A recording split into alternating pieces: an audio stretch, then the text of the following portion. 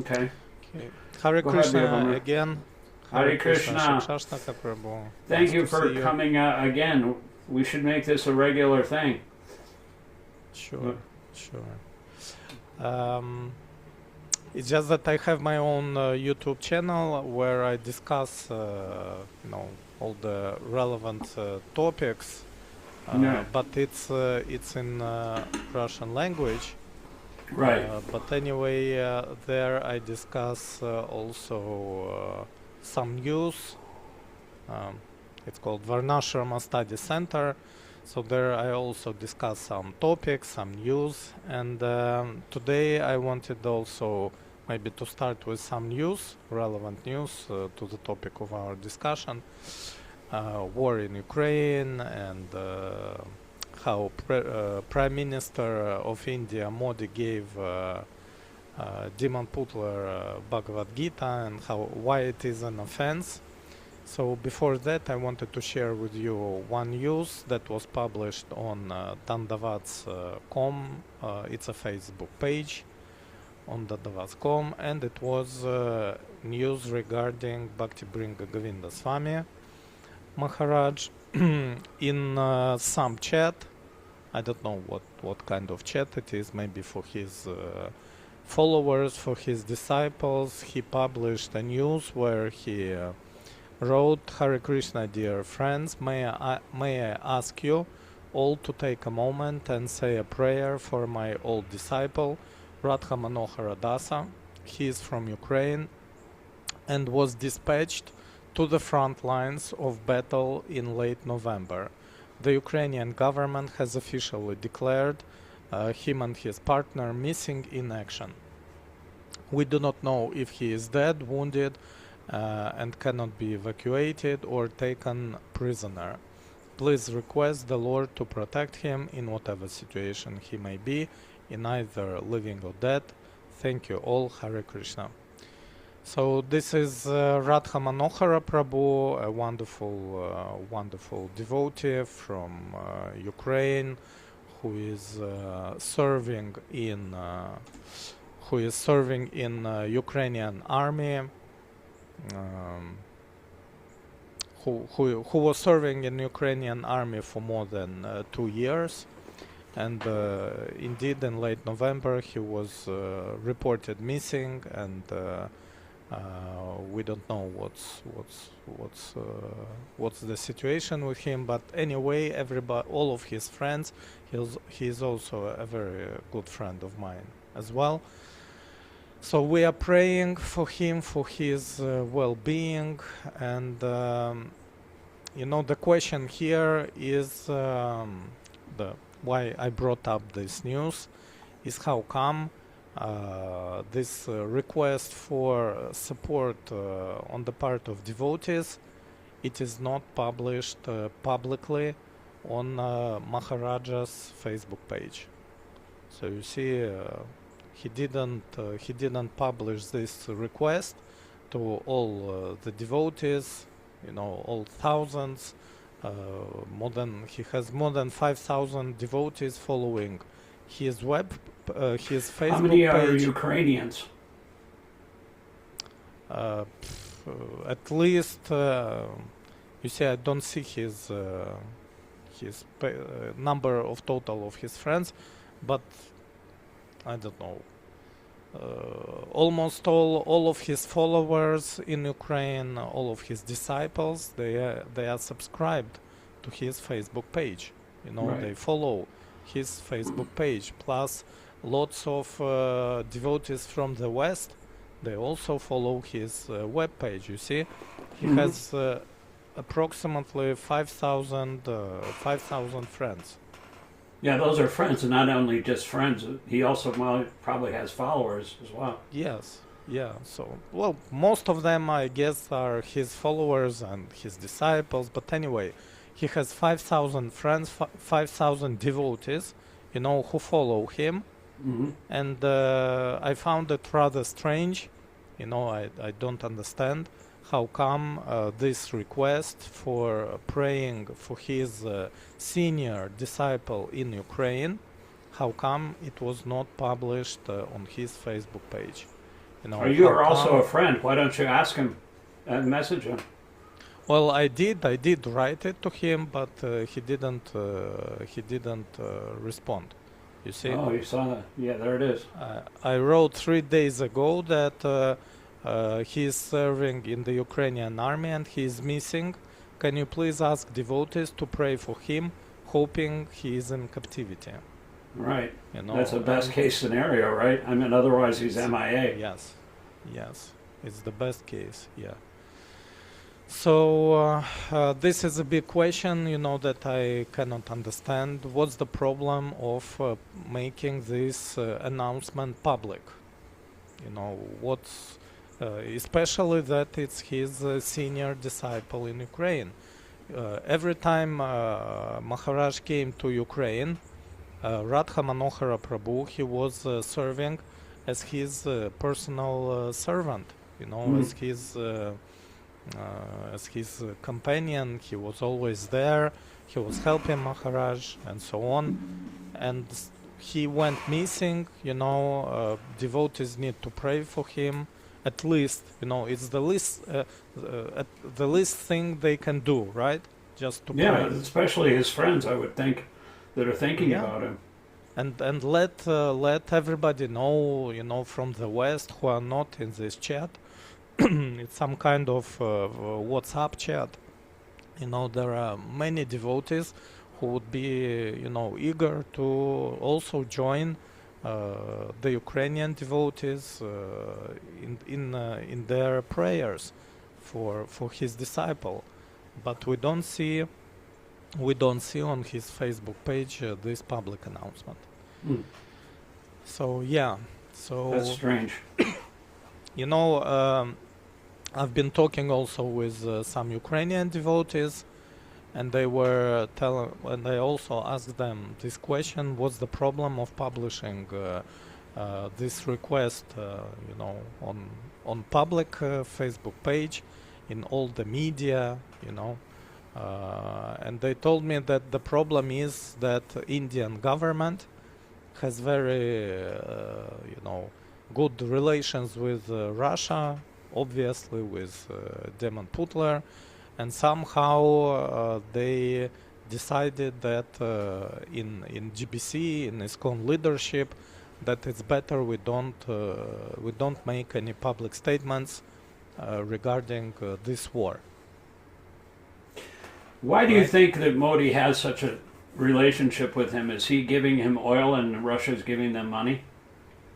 Well, sure, and plus it's political thing, you know, because there is also some pressure from China, from Pakistan, from United States. So it's kind of a political game, you know, on the part of Modi to get into his side some strong player, you know, political Well, see, player. the thing is that authoritarians throughout the world, and our country is doing that too, they're becoming authoritarian, and he's making friends with Putin and Xi and Kim Jong-un and all these other actually the leader of Hungary, Viktor Orban, he was invited to the CPAC convention, where the conservative conference, and he got a roaring applause for all of his you know, suggestions for the Republican Party, and they have taken up pretty much all of those to establish himself as an authoritarian, establish, you know, get rid of democracy and establish an authoritarian rule in this country, following in the exact outline that Viktor Orban has followed himself. He's quashed the media, he's consolidated it, he's gotten rid of any kind of opposition, he's quelled the protest, and just like in Russia, you know, so they're all following this authoritarian playbook, and it's not a secret, and so that's what's happening here in America too, although nobody likes it. And his base right now in this country is very unpopular. Everything, I mean, if you do unpopular things, you're going to be unpopular. So right now, all of his policies, as far as like detaining migrants, and his healthcare policies. The one there's a devotee who was following my audiobook transcripts, and he was a karate teacher at the time. This was years ago when I first started, and I could tell he was listening to him because he noticed that a chime in my first floor, he could hear it on the hour, and so I know he was listening. And he actually became a Sanskrit professor at a university, and he said his healthcare premium, because he was on the Affordable Care Act, Obamacare they call it, is going to go up $1,000 a month. Whoa. And that's starting yesterday. So that is a big, I mean, who has $12,000 lying around the house that they can, disposable income? Not a college professor. So he doesn't know what we're going to, and there's 23 million other Americans have done the same. And, you're talking about veterans, this veteran that was, nobody knows where he is. They also are firing the veterans hospital staff in this country. 35,000 veterans hospitals, doctors, nurses, and hospital workers. And, Merry Christmas. Yeah. So well, maybe it's from one point of view, maybe when all the Trump supporters will feel that staff reduction on themselves, maybe something will change in their position. I feel the same way about the devotees. Sometimes it takes some kind of personal tragedy or some kind of personal thing to affect them personally before they actually understand that this is not normal. This is affecting me now. Actually, everybody should be paying attention, but it's the worst kind of egregious insanity, I think, is pretending that all this is normal. It's not normal. Yeah. And silence is complicity, as far as not being able to, not having the courage or the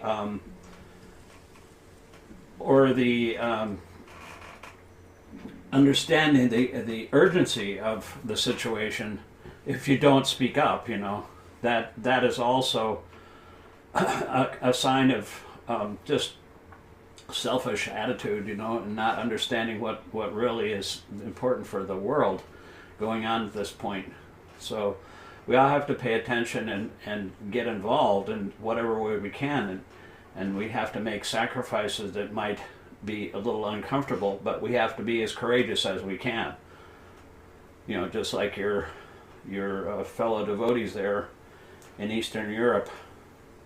I mean, he's pretty much declared. That guy from Ukraine. He was born in the USSR, but it was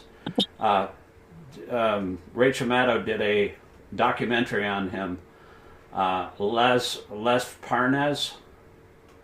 Mm-hmm. He was a Trump advisor, but Lev Parnas, and he said that pretty much Russia has declared war on Europe already. Yeah. And it's just a matter of NATO is saying, the guy, or whatever his name was, the head of NATO was saying, we have to prepare just like our grandfathers did in the beginning of World War II.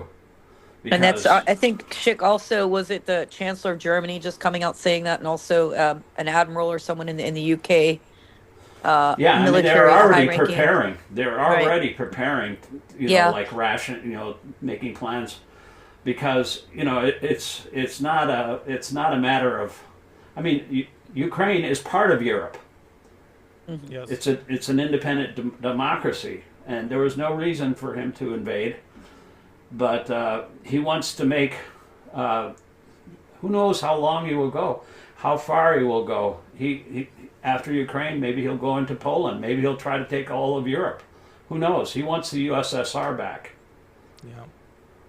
Well, their Russian state propaganda TV channels, they say it out plain loud, that we will Yeah. take over Poland and we will take over even Great Britain. So Yeah, it's they're amazing just, how they're just like crazy. saying everything out loud, like they're emboldened now. Even in this country, they're loudly proclaiming what the plan is, and so nobody that voted for this guy has any excuse, because he's pretty much said now that the pocketbook issues and the healthcare and the prices and the tariffs and everything like that is hitting them in the pocketbook.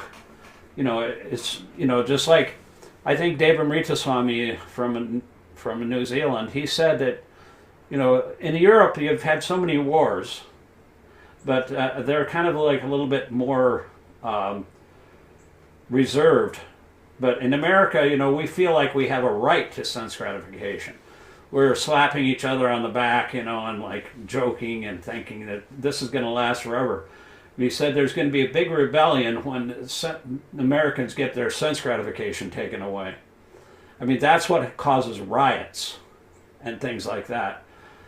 Because when people don't see what they think is coming to them, then they rebel. Yeah.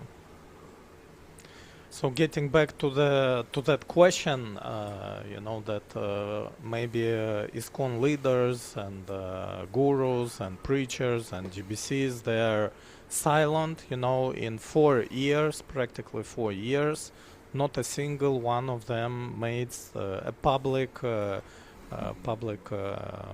some post or condemnation of this war. Moreover, of destruction of 4 ISKCON temples. 4 ISKCON temples were bombed. More than 50 devotees were already killed. And GBC, is silent. All the leaders are silent. I've been getting says a word. I purchased a subscription to the Back to Godhead magazine. Prabhupada started that in 1944 during the war, because I didn't want to see, a lot of print publications are going out of business and going online, but I wanted to keep that going, so I subscribed to it. Since the last election, 10 months ago or however long it was, there wasn't one single mention of anything going on in America as far as current events. They used to have a back section of the BTG was called the Vedic Observer. Vedic Observer means, seeing the current events that are going on in the world, and seeing that through the eyes of the Vedas. That's no longer there, and they don't talk about anything but, like stories and the Bhagavatam, which is fine, but it seems like you should make it current and try to apply it to what's going on in the world, especially in the face of a lot of devotees are feeling a lot of anxiety about what's going on because it's a fascist takeover, pretty much. I mean, that is not even, the major news media like Rachel Maddow from MS Now, she went out and just said it. This is an authoritarian state now. It's no longer a democracy. So what do you do then? You have to pick up and find out what to do next. And a lot of people are saying, well, it doesn't really matter. I said, well, what about book distribution? What if they curb that, just like they did in Russia? And even big gurus are saying, well, you can still distribute books in Russia. I was just reading about... Actually not. Actually, I know. Śāstra-cakṣusā Prabhu, they're getting fined. And moreover, the chief lawyer of Russian, let's say, ISKCON, he in January this year, he said that devotees, nobody can guarantee you any safety or protection when you go out on Sankirtana, on Harinama, because you can be fined. And a lot of devotees are being fined for Harinamas, for Sankirtanas, and even for Namahatas. Can you imagine? The police come to devotees' gatherings in their homes, and they fine them for illegal missionary activity. Yeah, I mean, I was just reading in Prabhupada's Transcendental Diary one devotee was saying that he didn't want to go into the communist bloc in Eastern Europe because they were afraid of being undercover. They would go as tourists. And Prabhupada said, you don't have to go as tourists. It should be right up front. But now you can't even be up front. It's just like those Algerian devotees who are, Salted Bread, you know that book? Yes. They have to be undercover now, and they have to do everything undercover. So, if you think it's so great, why don't you go yourself, You're talking big like, anybody can preach wherever it is. No, you can't. This is a violation of our religious... We know what happened with Indradyumna Swami. You know he got thrown in jail, right? He was thrown to jail. We know what happened to Prabhu Vishnu Prabhu. He was thrown to jail. We know what happened to Bhakti Vikasha Swami when he went to Russia. The same story. Yeah. The same story. I mean, but the thing is, it seems like most of these leaders, when they're commenting about, they're in denial. They don't really think that it's going to affect them, but now they're getting thrown in jail every other day. Yeah. So it's obviously affecting, and this is the point. As Prabhupada said during the Nixon administration 50 years ago, he said there's ample space, there's ample opportunity for protest in this movement.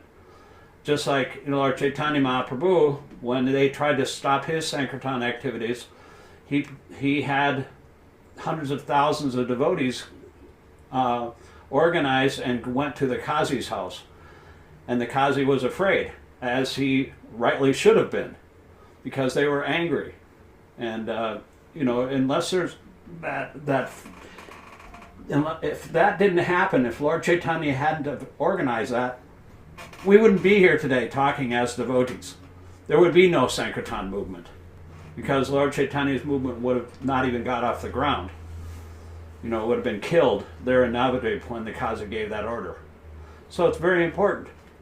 The civil disobedience, you have to stick up. Like Haridas Thakur, he was beaten in 22 marketplaces.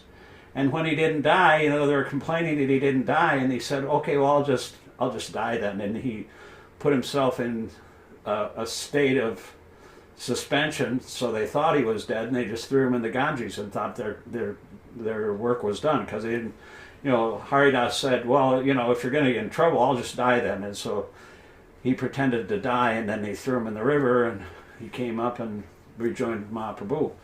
But, that is, those devotees in Russia that did that, I can't even imagine the amount of sacrifice. If I get a hangnail on my finger, I can't do my service, What to speak of these devotees that are dying in gulags, in Siberia, And so it's like, I'm just a spoiled American. I don't know what austerity is, but austerity is very necessary, especially, we can do as much as we can and be prepared to do as much as we're given gifts, we're given a certain amount of strength, and so we have to be sympathetic with others as well and communicate with each other as far as how we can be as courageous as we can in the coming months and years, because it's gonna be a very bumpy ride for the entire world, Plus, do you remember in 2006, 2007, there was a big scandal in ISKCON Kazakhstan, when Kazakhstan government, they just brought bulldozers and they just started demolishing devotees' houses on the farm where that was established by Bhakti Bringa Govinda Swami. Really? And what? Yeah, what I don't remember that. And what did he do? He didn't just keep silent. He was very, very active. In his dealings with the government bodies. Moreover, he went to the OSCE, and can you imagine? He even spoke on some kind of OSCE event. What is that OSCE? What is that acronym? It's Organization for Security of Council of Europe. Oh, okay. So it was, a big disobedience act on the part of Bhaktibringa Govinda Swami, when it came, to the farm that he established. But when we have today the situation where his Ukrainian devotees are being missing, in action, there is silence, and in 4 years there wasn't a single public post on his side with support of Ukraine. I'm wondering if that's an institutional thing, if that's governed by the GBC, that there's some kind of edict that is preventing them from publicizing these things. Because usually one of the devotees, he brought up this argument, that it's institutional prohibition, some kind of informal decision by the GBC that we don't comment the war in Ukraine, I don't know, for whatever reason. But I asked this devotee, okay, does a loving father, does a father, who has his son, his senior son, does he follow any edicts when it comes to his life? edicts. Would a father follow some kind of informal agreement, institutional, some kind of prohibition when it came to his to the issue of his son's life? Right. I mean, it seems like any kind of institutional prohibition would be overridden by the love of the father for the son. Right. And, right. The same thing is happening even in Catholic churches. I see that there's more activism in America against this current administration as far as like the Catholics, the Protestants and the Jews and different organizations, even the Mennonites. I mean, there's so many different churches because they made an edict that their ICE agents, their secret police force could go into sacred spaces, like into churches, and pull women and children out and arrest them and deport them with no due process. And so they were suing. And also they have like public displays. There's, the nativity scene with Jesus Christ and Joseph and Mary and the shepherds in the Bethlehem manger. That's a very popular thing in America. In one church in Massachusetts, they have all of the animals in the manger and the three wise men, but Joseph and Mary and Jesus are gone. And there's a sign with big black letters that said, ICE was here. So that caused quite a stir. And the Catholic archdiocese of that area said, we don't want any political statements. It's not political. This is actually the gospel, the prodigal, or the gospel of Jesus says that, you welcome the stranger into your land and you treat them as a friend. Yes. Like the Good Samaritan. The Good Samaritan was, he rescued this one, the Samaritan. There was a man who was beaten on the road, and all of the Jewish people at the time, they were considered the enemies of the Samaritans.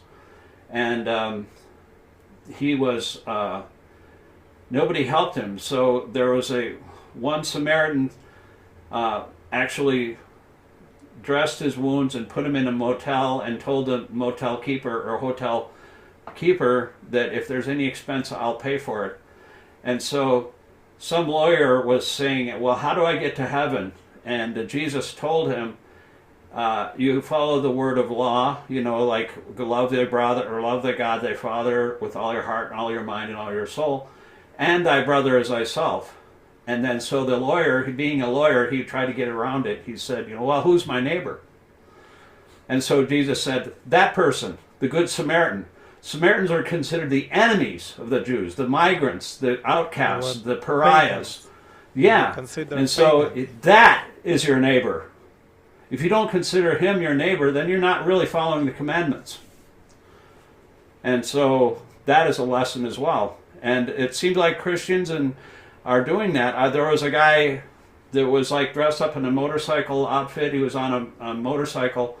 He went down to Alligator Alcatraz, that concentration camp they have in the swamps of Florida, where they put people in 2-foot by 2-foot cages and leave them sit out there all day in the baking sun and get eaten by mosquitoes in 2-foot by 2-foot cage. That was considered like a torture that our enemies used to do in World War II. But now we're doing it in our name.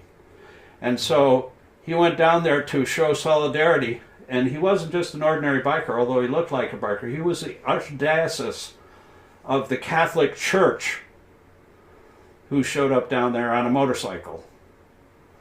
And he's, that's what they're doing.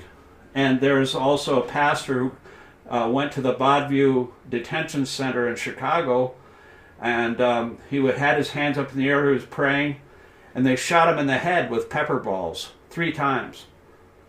And, that's what they're doing. And there was another pastor, the same thing. And he said, this is required because you have to show some solidarity. Rachel Maddow, our local, our MS Now commentators on once a week, she had a podcast now that was talked about the concentration camps in World War II that Japanese people were forced into. And the problem with that was nobody really said anything about it. So if we don't say anything, if the citizens of the country don't say anything about what happens to other citizens, then they feel all alone.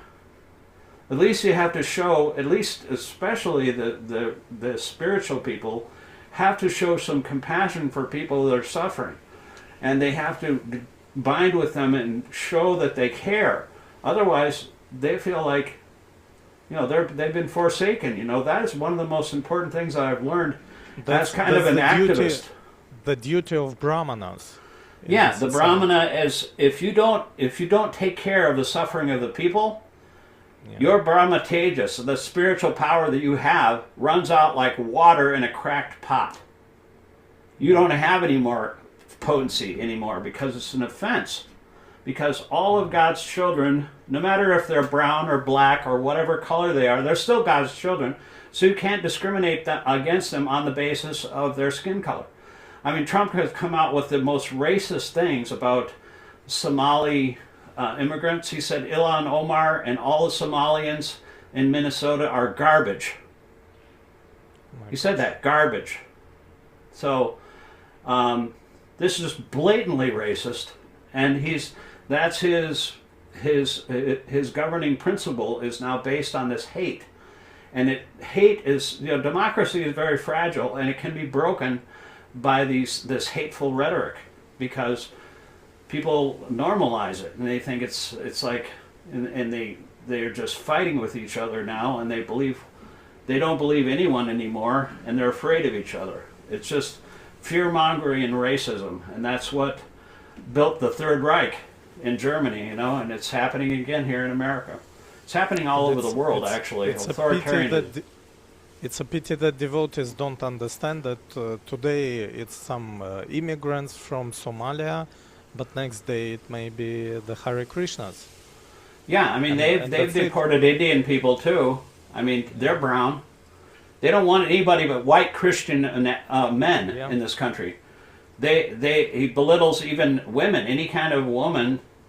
Because there's this whole idea of they want to get rid of all hiring based on diversity, equity, and inclusion. And those are Bhagavad-gītā principles as far as I can see, like equity. You're supposed to see with equal vision, learned gentle brahmana, a dog eater. And he's saying, no, we want inequality. We want one race, the white race, the Aryan race. And we want exclusion. And I used to read, before I became a devotee, I used to read Ralph Waldo Emerson. And he said the exclusionist in religion doesn't know that he shuts the door of heaven on himself by excluding others from his own sect. Yeah. So, diversity, equity, and inclusion. I have this this hat. Which do you oppose? So, these are principles, and whenever demons are in control, they don't like these ethical principles. They don't like compassion. They don't like empathy. They say it's destroying modern civilization. They're the ones that are destroying the modern civilization. So, you know, the richest man in the world, Elon Musk, he is against these migrants. And one of my most, my favorite authors, who is a expert on anti-Semitism and fascism, he wrote On Tyranny. His name is Timothy Snyder. He has a theory about Elon Musk. You know, he's going to get like $1 trillion within the next 10 years, and so, you know. He says that he's blaming everything on the migrants, and he's going to Germany, and he's promoting their fascist movement, their neo-Nazi movement in Germany. They're doing that all over Europe. They're trying to increase this hatred of migrants because that's a winning formula for them. But it's kind of to a make Freudian people thing. fear. You know, they use fear as a The fear manipulation. mongering, yeah. But it's also a kind of psychological Freudian projection on his part, because he's done more to destroy this country, I think, than any other person in history. Elon Musk, he tore apart everything in this, all the institutions and agencies. USAID, for example, was a big organization of soft power created by Kennedy in the 60s, and we're saving hundreds of thousands of children from starvation. And what did they do? They destroyed that whole agency, defunded it, and all the leftover food, like nutritional biscuits that could have been, they just burned it. And no, I also was when I heard this news that USAID is being shut down.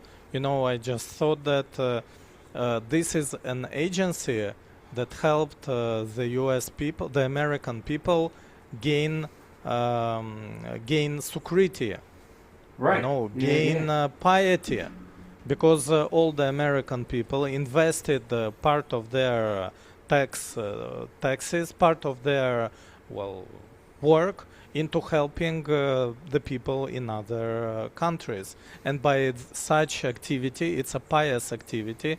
It's basically donation. You know, American people were accumulating piety. They were accumulating sukriti.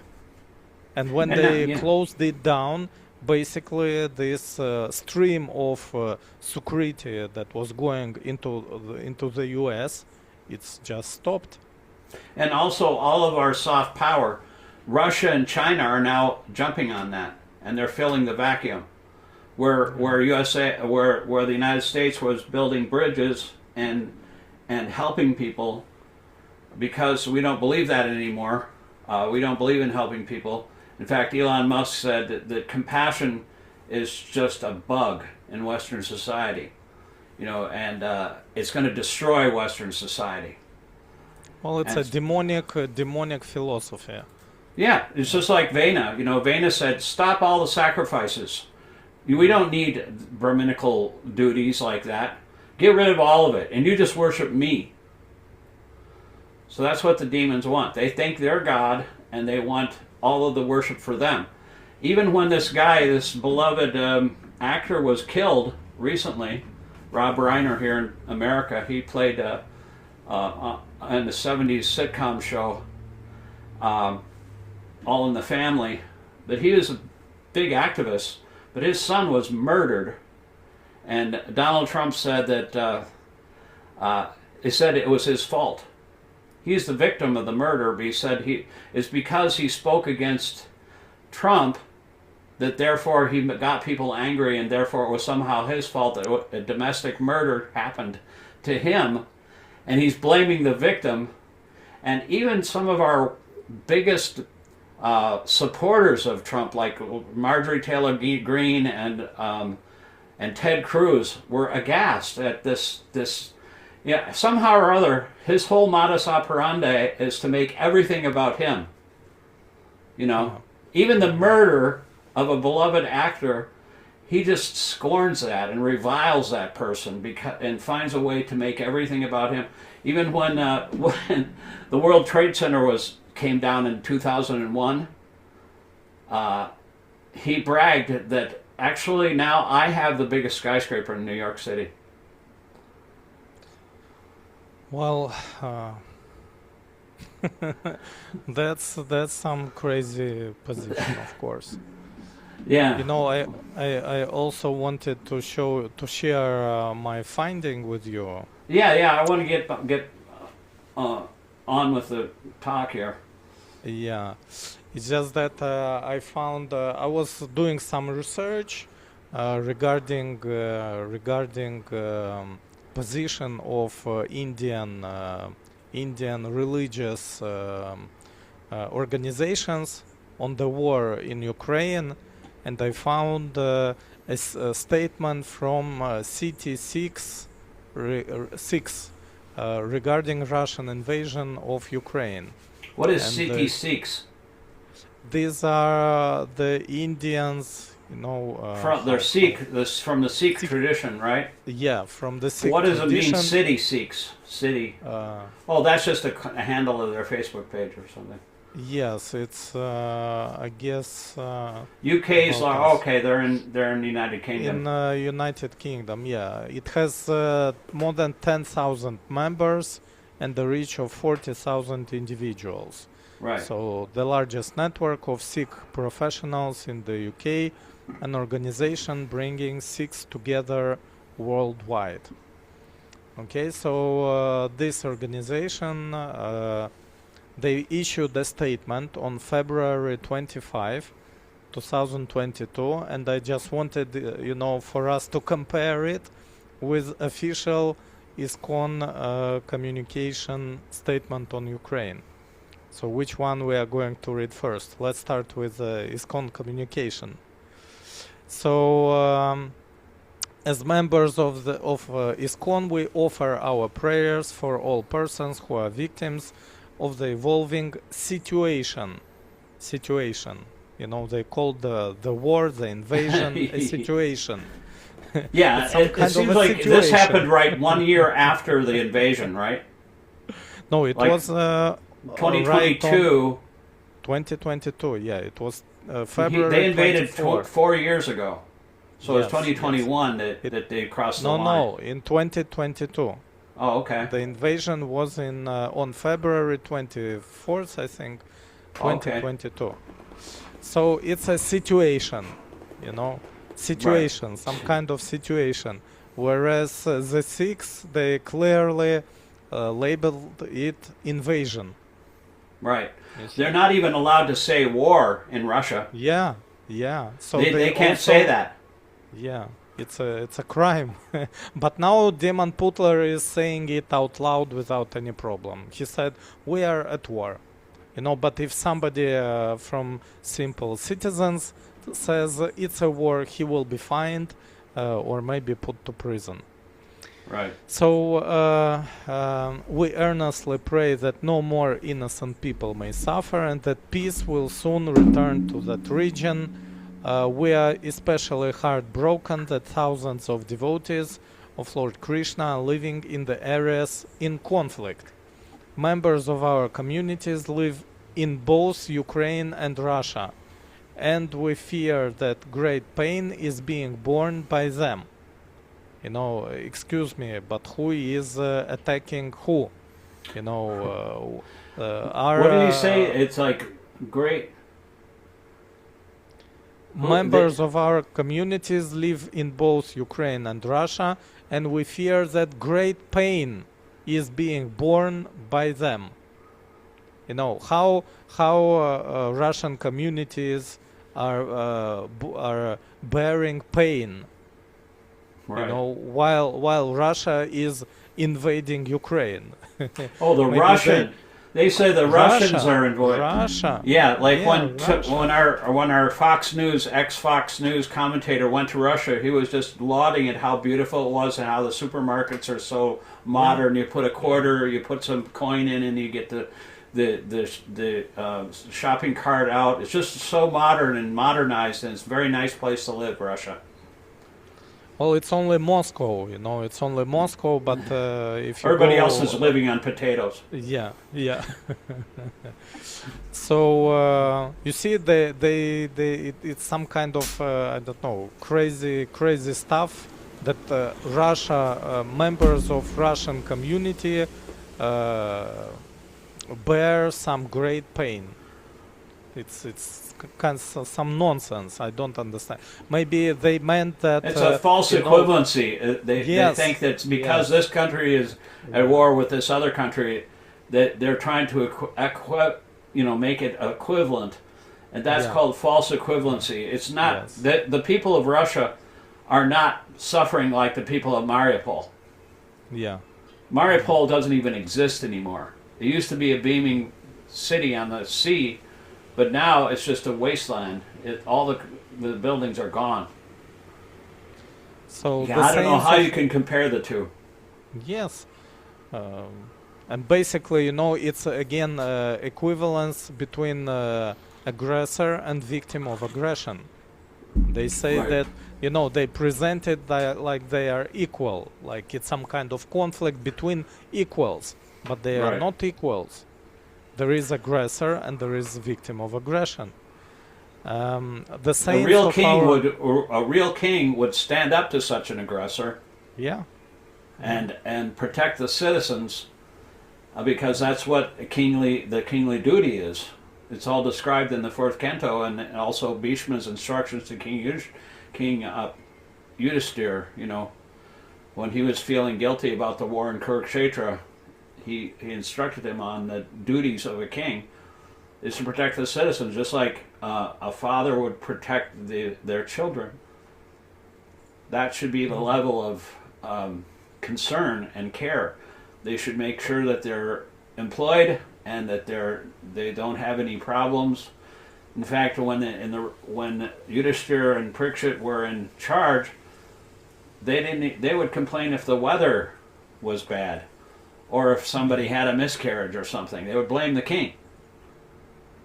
And so it's very responsible. And the king is supposed to take 1/6 of the sinful activities of the entire population. That's how responsible the king was.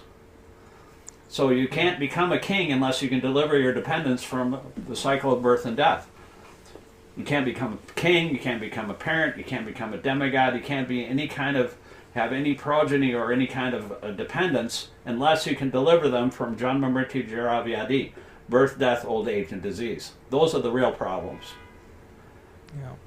So the saints of our traditions teach us that as long as human society claims proprietorship over the earth and forgets that we are all children of God, we will continue to suffer conflicts between us. This recognition of universal brotherhood and sisterhood extends to the victims on all sides of any hostility. Again, you see, they are equivalent. That's the false equivalency again. Yes, again. We like as if there's some kind of side. You know, one side is on this side and the other people are on the other side. There is no side. If you're a murderer and you're a victim, you don't blame the victim. Yeah. That's victim blaming right there. It's not even false equivalency. Yeah. They're saying, well, it's somehow or other Ukraine's fault that they are not recognizing that you know, they should learn the lesson from this to understand universal brotherhood. They already have that. They had a democracy. And, you know, they didn't Putin attack Russia. They didn't attack Russia. They did nothing to do it. And now we're going to attack Venezuela. You know why? Do you have any idea why he's going to attack Venezuela? It's the same playbook, you know, as they did for Iraq. They wanted the oil, so they made up some kind of nonsense as justification. He was with, Osama bin Laden. He didn't have anything to do with Osama bin Laden, or they had weapons of mass destruction. but all they wanted was the oil underneath Iraqi soil, and so they were building maps, and Dick Cheney was mapping out all of the way they could divide up the oil, and then they invaded. And similarly with Venezuela, they've already seized the oil tankers, and he's going to go into Ukraine, or he's going to go into Venezuela and start a war with that country. And it's all about just blatant thievery, you know, and that is a good point. I mean, I understand the point of proprietorship that they're making. That's the peace formula, Prabhupada's a version of Bhagavad-gītā 5:29. It talks about, you know, Krishna is supreme proprietor. Everybody should know that. But you can't blame the victim for not knowing that. I mean, if somebody is like an imperial aggressor and invades your house, you can't blame the homeowner for being invaded. Yeah, plus they say it extends to the victims on all sides of any hostilities. Yeah, but that is complete. Who is the victim of Ukrainian hostility? yeah, on any side of hostility, yeah. It's like, it's just, so they want to be fair and balanced, you know, but actually all it does is avoid responsibility for naming anything. They want to stay apolitical, or they want to stay out of the fray. They don't want to take sides. You have to take a side. Yes. Is it not? I mean, they want to be above politics, but they are living in a fantasy world because everything is about politics. The battle of Kurukshetra was about politics. Yeah. And so Krishna told Arjuna to fight. Arjuna wanted to be above it all and claimed that his own reasons for not fighting, but he was avoiding his duty, and it was not befitting his personality. And so Krishna incited him to violence. And you have to use your anger in Krishna's service. As long as it's pure, and as long as it's ordained by Krishna, that kind of violence is totally within the parameter of Vedic authority. You know, just like it says, you know, if the aggressor comes to your house, rapes your wife, burns your house down, you can kill him. Yeah. So I just wanted to show, you know, that they are trying to be above the politics, but right. Look, ISKCON News, official ISKCON website, and they are posting here photos of politicians. Right. Isn't it politics? You know, how are you above the politics if you are posting photos with politicians? It's just a lie. It's just a hypocrisy. Yeah. So we earnestly pray for that day when Russians, Ukrainians, Americans, Chinese, Indians, Africans, Europeans, and all peoples will come together under the banner of affection for each other and for God. True peace, true security, and true fulfillment cannot be achieved by economic or political gains. They are found by knowing that we are all God's children, and that all people, indeed all living beings, deserve our respect, protection, and affection. That's what ISKCON,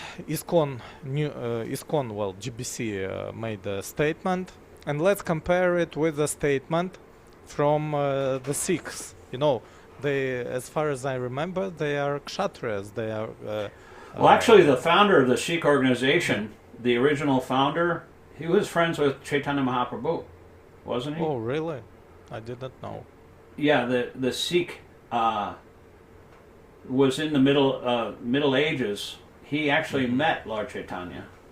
I forget his name, but okay. Yeah, that's interesting. So, let's read the Sikh statement. We at CT6 have been horrified by Russia's invasion of Ukraine. We stand united with the people of Ukraine and urge the British government to support the Ukrainian people in whatever way possible, including making provision for Ukrainian refugees to make their way to the UK. Britain has a long history as a haven for those fleeing persecution and repression in Europe, and we have provided refuge and asylum to people affected by crisis for centuries. During Second World War, London was also home to several governments in exile when European nations lost their sovereignty. We ask the British government to act in the spirit of that long history and give sanctuary to those who need it today. We are also deeply concerned by reports of British and South Asian citizens who have not yet been able to leave Ukraine, with several Sikhs within those numbers. We hope that action can be taken to protect and support foreign citizens currently in Ukraine so that they can be repatriated to their own country expeditiously. And now, attention please. President Putin's actions will have repercussions for quite some time, perhaps even decades to come. History will remember him for exactly what he is, a cruel despot with no respect for sovereign nationhood, who has the blood of innocence on his hands. Right. Can you imagine? 26 yeah, that's quite February a contrast. 2022. You know, the founder of the Sikh religion was Guru Nanak, who lived. Guru Nanak was he was a little bit older, 16 years older than Chaitanya Mahaprabhu, but Chaitanya Mahaprabhu met him. And it's kind of everything is related in that way, you know, so. But I feel a little bit more sympathy for the Sikh teaching than I do for my own ISKCON publications, including the BTG, because the BTG doesn't mention anything that's going on in the world. I've had like 1 year of publications of the BTG. It doesn't talk about anything. Just, you know, articles from old Prabhupada, you know, like essays, and then Srimad Bhagavatam lectures and this and that, articles by devotees, but nothing about what the current state of the world is. They kind of avoid that. Yeah. So you see the difference in approaches. I was very surprised, you know, to see this statement.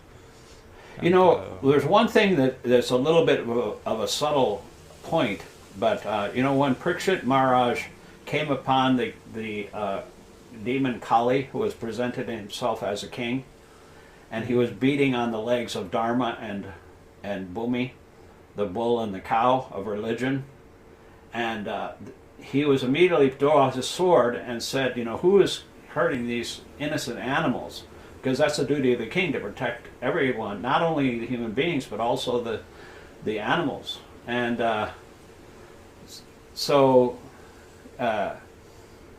but then they were Parikshit was having a conversation with the bull, and he said, "Who is this perpetrator?" You know, and the bull was saying, "Well, you really can't even say who is the perpetrator because Krishna is in charge of everything, so we can't focus on blaming the perpetrator."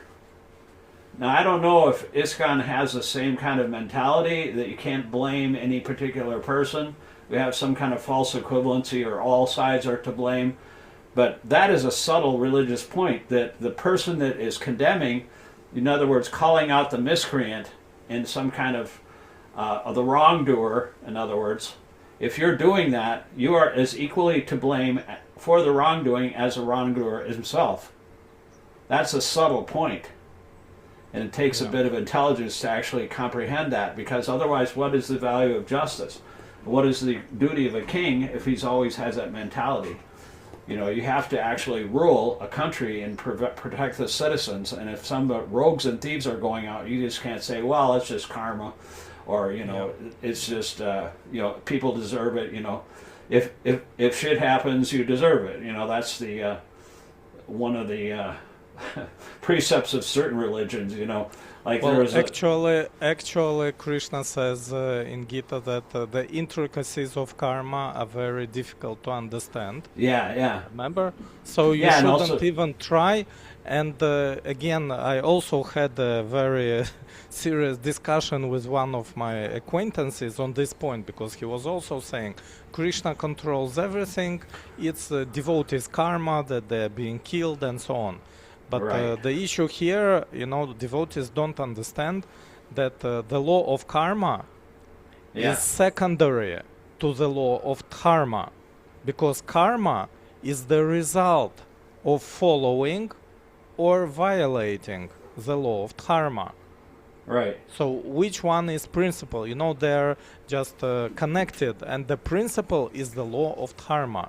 We don't know the karma, we cannot even understand, but Yeah. we have the law of dharma that clearly tells us if you see an aggressor, it's your duty to do whatever you can to stop him. Right. No, You know, and even see the Vasudev, victim. even Vasudev, when that would be like if Vasudev was driving his newlywed wife home, and then there was a voice from the sky. It said, "Kamsa, the eighth child of this woman will kill you," and he said, "Well, it's just Krishna anyway. You know, I don't have to do anything." So he didn't try. If he didn't try to reason with him, and then Kamsa would have taken his sword and chopped his sister's head off. So you have a duty to perform, even though if he knew that the eighth child of Krishna would kill him, but still he had to act, even though it's like if you watch a movie, you know that there's going to be a second season of a TV series, you know the hero's not going to get killed because there's another season coming up, and you know that there's another season. But at the same time, you have to act as if it's up to you, and know that everything is up to Krishna. You have to do your duty. And Vasudev he reasoned with him. First of all, he reasoned with him, and then he promised, okay, forget about everything I said. I'll give you this child. Because he was a man of his word, Kamsa actually believed him. But then he let him go, but Vasudev knew that Kamsa, he was a demon, and you can't trust demons. Demons go back on their word every other day. So just like they call President Trump, these tariffs. He'll put tariffs on a country and then he'll change his mind. So they call him Taco. Yeah, Trump always he always changes his mind, But in the people in Vedic times, they would never change. They were loyal and they were true to their word. There is no such thing as being true to your word anymore, because we're in the Kali Yuga, and it's the age of quarrel and hypocrisy, and everybody's in for themselves. They don't care about the citizens, and they're just completely self-interested, to the point where it doesn't matter what is happening around them. It's like we're being ruled by a bunch of sociopaths who. Timothy Snyder had a thing about the Brown shooting. He was saying that this shooting in the Trump, in America, there's so many gun violent deaths. We have more death in America from guns than any other country. In fact, there's a satirical newspaper called The Onion, and they just recently, every time there's a gun death, they say, "There's no way you can avoid this," said the country that this happens, the only other country in the world that this happens to. And every single time there's a gun, it happens like pretty much every day. There's a mass casualty event where people are killed. And so there's, the Onion puts out this headline, and they have a picture of the most recent article, but there's hundreds of them, And so, but they always say thoughts and prayers, The leadership, they say thoughts and prayers.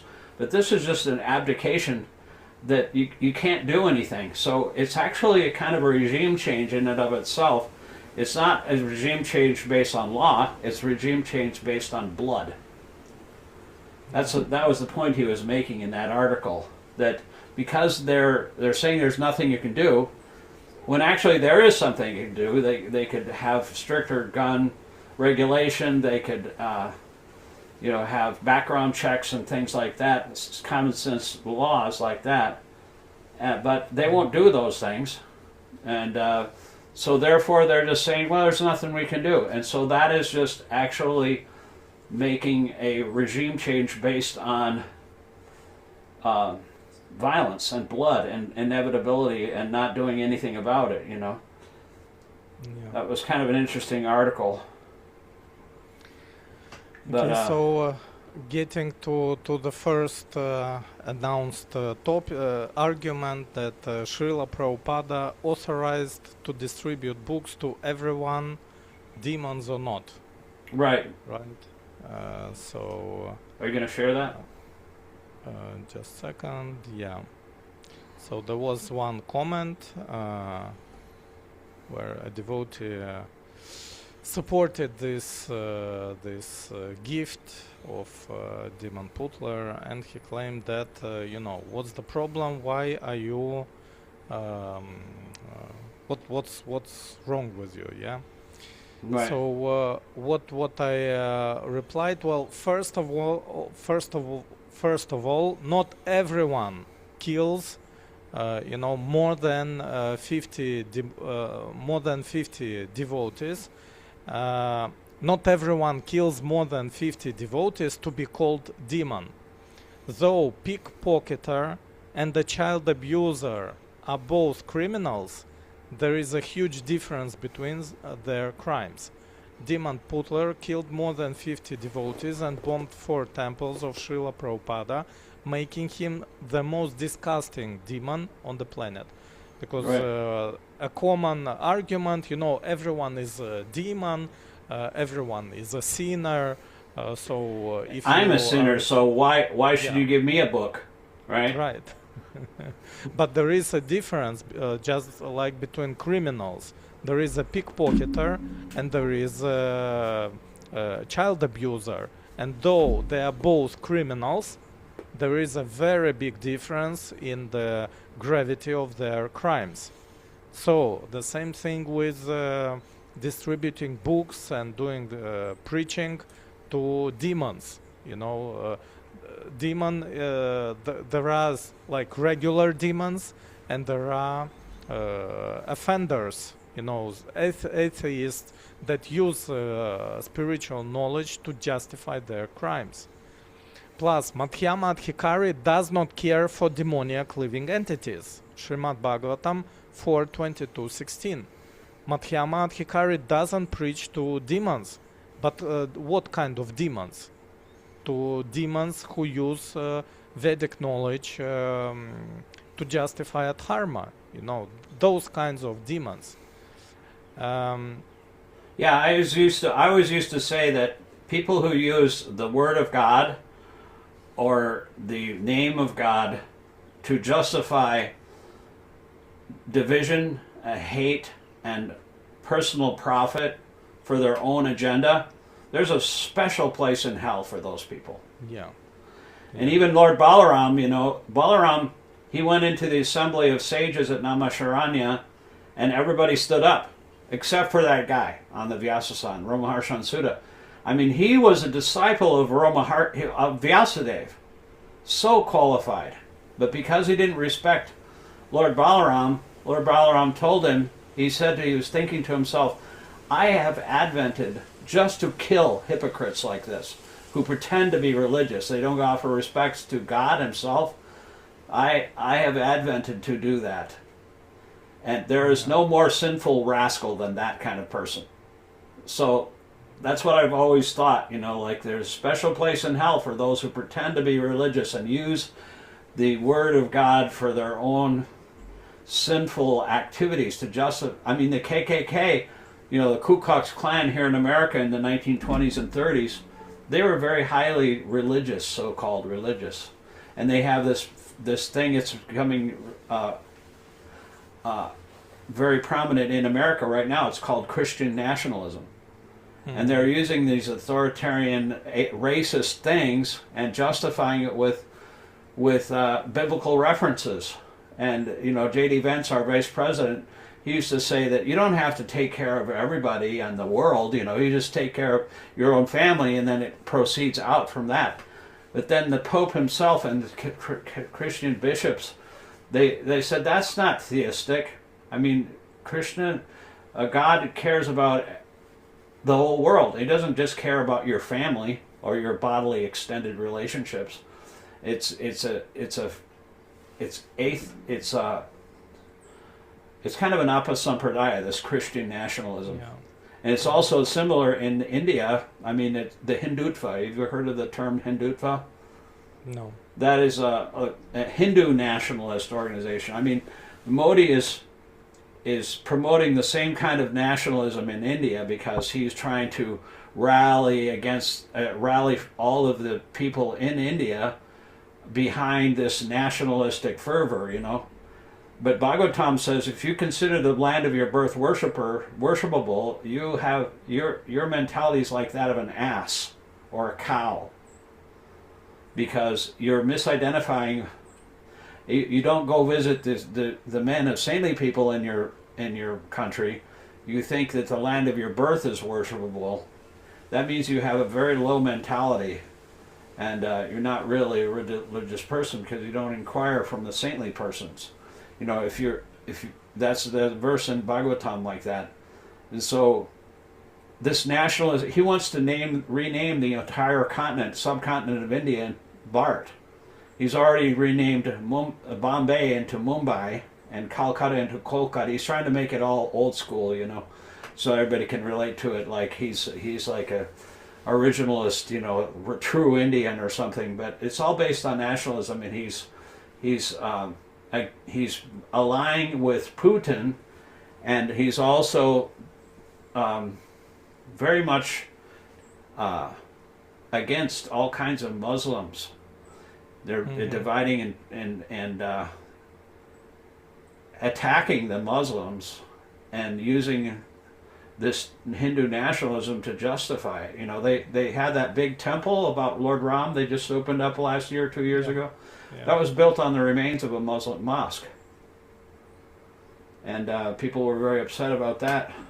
But I think I'm not sure, but I think that mosque was also built on some previous temple, no? It could have been. I mean, the Muslims used to think that if they take the deities of Ram or Krishna, crush them up and put them in the stone steps of their mosque, then they'll be stepped on and just desecrated throughout the lifetime of that mosque. But you can't do that to God.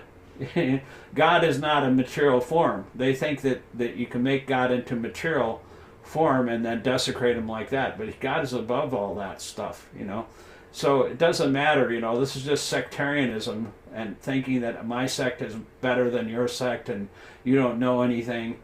But Emerson used to say, that if you think that we have all the light, and if you have any light in your religion, then you must have stolen it from us. He said pretty much, their little tiny cabin that they live in is going to break down one day, and then the universal light of universal Dharma will come shining through eventually, and it will creak and bow, and then universal Dharma will eventually come in. But let them speak the way they want to, but it's just a mistaken idea, because you can't, there's only one God, and he, Krishna says in Bhagavad-gītā, Vedanta krit Vedavid eva chaham. I'm the author of the Vedas. I am the knower of the Vedas. The Vedas come from me. Nobody else can make the Vedas. And so if you think that you have a monopoly on the Vedas just because in your little tiny sect, you're mistaken, because Krishna is the only owner and author and knower of the Vedas. Your sect, you can change your sect from Muslim to Hindu to Buddhist or whatever, but you can't change the Dharma. Dharma is universal to everyone. Yeah. So let's continue another argument. If no sinner should touch the Gita, then how could we distribute books? Again, it's from the same category. So Lord Chaitanya wants everyone to get these books, and Śrīla Prabhupāda was pushing us to double book distribution. He was not shy about who was qualified to receive one. We distribute books far and wide to saint and sinner alike. Mm-hmm. So, from one point of view, it's correct. So what I wrote, you're completely missing the point, and the problem here, I never said no sinner should touch the Gita. There is a massive difference between ordinary conditioned souls receiving Bhagavad-gītā for purification and the demon, a political leader who ordered full-scale invasion and war of terror that led to killing of more than 50 devotees, destruction of 4 temples, being publicly honored with Bhagavad-gītā. Equating those two situations is not just illogical, it's absurd. If someone burns down a church and kills part of the congregation, you don't later hand him a Bible on a red carpet as a gesture of respect and pretend it's the same thing as missionaries distributing Bibles on the street. Yeah, it's like you're rewarding that person. There was a guy who came here based on this propaganda that it's actually a conspiracy theory. It's called the Great Replacement Theory. That's why there are so many people that are against the migrants coming into the country. They think that the brown and the black people will replace the dominant white race, and it's becoming more and more black and brown people in America. And so this guy heard this conspiracy theory called the Great Replacement Theory, and there was a Jewish organization called HIAS who would facilitate the immigration of Jewish immigrants into America. And this guy read that, and on the Gab, the terrorist communications social media site, he said, George Soros is paying for these immigrants to come in, and so I'm not going to sit around and do nothing. I'm going in. And so he took a AK-47 or whatever he had, and he went into the temple here in Pittsburgh, about 4 miles from my house, and murdered 11 people in the Jewish synagogue in 2018. And this is a direct result of this kind of mentality. And so Tom Hartman said yesterday on his Substack, he said that if you repeat this hateful rhetoric enough times and people listen to it, they'll start thinking in that way, and then they'll act on it. Yeah. They acted on it. They acted on it in not only here in Pittsburgh, but in Buffalo, New York. Some guy went into a African American grocery store called Tops and murdered a whole bunch of black people. And in El Paso, Texas, in 2018, this is all during the Trump administration, because they came out and said it out loud, and people were very much relieved when they're actually allowed to say these things. And they felt relieved that there's actually somebody that's kind of like speaking what we want to speak, this hate. And so they murdered, one guy came into Walmart parking lot, or went into a Walmart and murdered like 21 Mexicans, Latino shoppers. Mm-hmm. And see, words have consequences. And so if you reward somebody like that, they don't reward this guy that went and killed all those Jewish people with give him a Torah or something. Yeah. They don't do that. They lock him up. They give him a death penalty. I mean, that's the way the Manu Samhita would deal with somebody. If you kill that person, then the karma is reduced because they paid for their crime and they won't have to suffer more in their next life. I mean, that's the Manu Samhita's for a death. For somebody that kills somebody, murders somebody else, the Manu Samhita is very clear in what the remedy should be. It should be the death penalty if it's unequivocal. I mean, of course, in modern justice system, it's all based on people, the jury system, and people will just say he's innocent, and they don't get into the facts. So it's kind of flawed, but ultimately, if somebody's a murderer, he should be put to death. So it's actually merciful to that when person. he gets to prison, then maybe we can give him, the Bible or Bhagavad-gītā when he is in the prison, when he is punished. But until the criminal is punished, it's just nonsense.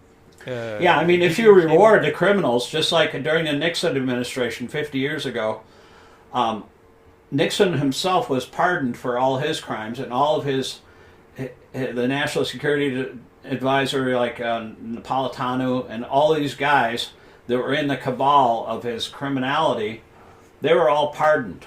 And what happens when that happens is they come back into office, and they take power again. Yeah. And so I thought that this Trump, he tried to overthrow the government. He killed. He beat his supporters. Tried to do an insurrection in the Capitol and beat police officers and sprayed them with chemicals and put out an eye and broke their arms and bones and crippled them, and it's 5 of them. Some of them committed suicide. And he killed the police officers.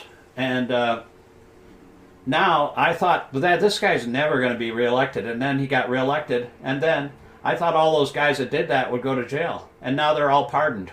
And not only that, you know what he wants to do? He wants to give them an award. He wants to get our taxpayer money and give them money just because they're such heroes, because of their loyalty. Because he thinks that being loyal to him is above the Constitution, above the laws. So if you're loyal to him, loyalty to him replaces the Constitution of the United States, which is basically a spiritual principle, like all men are created equal. There's a lot of spiritual things in those documents, but it's a personality cult. That's the cult of personality. There was a band in the 90s. They wrote this song, Cult of Personality. I insult you, yet you still love me. I'm the cult of personality, like Gandhi, or all these different. I'm the cult of personality. I say 2 and 1 and 1 makes 3, and you believe me. It's actually a cult, and they're brainwashed into believing whatever the dear leader says. And if you say an outrageous thing like 1 + 1 = 3 enough times, then they'll start believing you. The Mark Twain, our one of the authors here in America, is famous back in 19th century. An author, very witty person. He said, "It's easier to fool somebody than it is to convince them that they've been fooled." So if you ever try to, like in this country, try to argue with somebody who believed that the election was stolen from Donald Trump, you might not even well as try, because you won't be able to argue with them. Well, it's the same thing with people who got infected with Russian propaganda. Yeah, and they take over the it's becoming state television now here in America too, because CBS was bought. See, Putin put all of his oligarchs in charge of all the Russian media companies, and now it's state TV.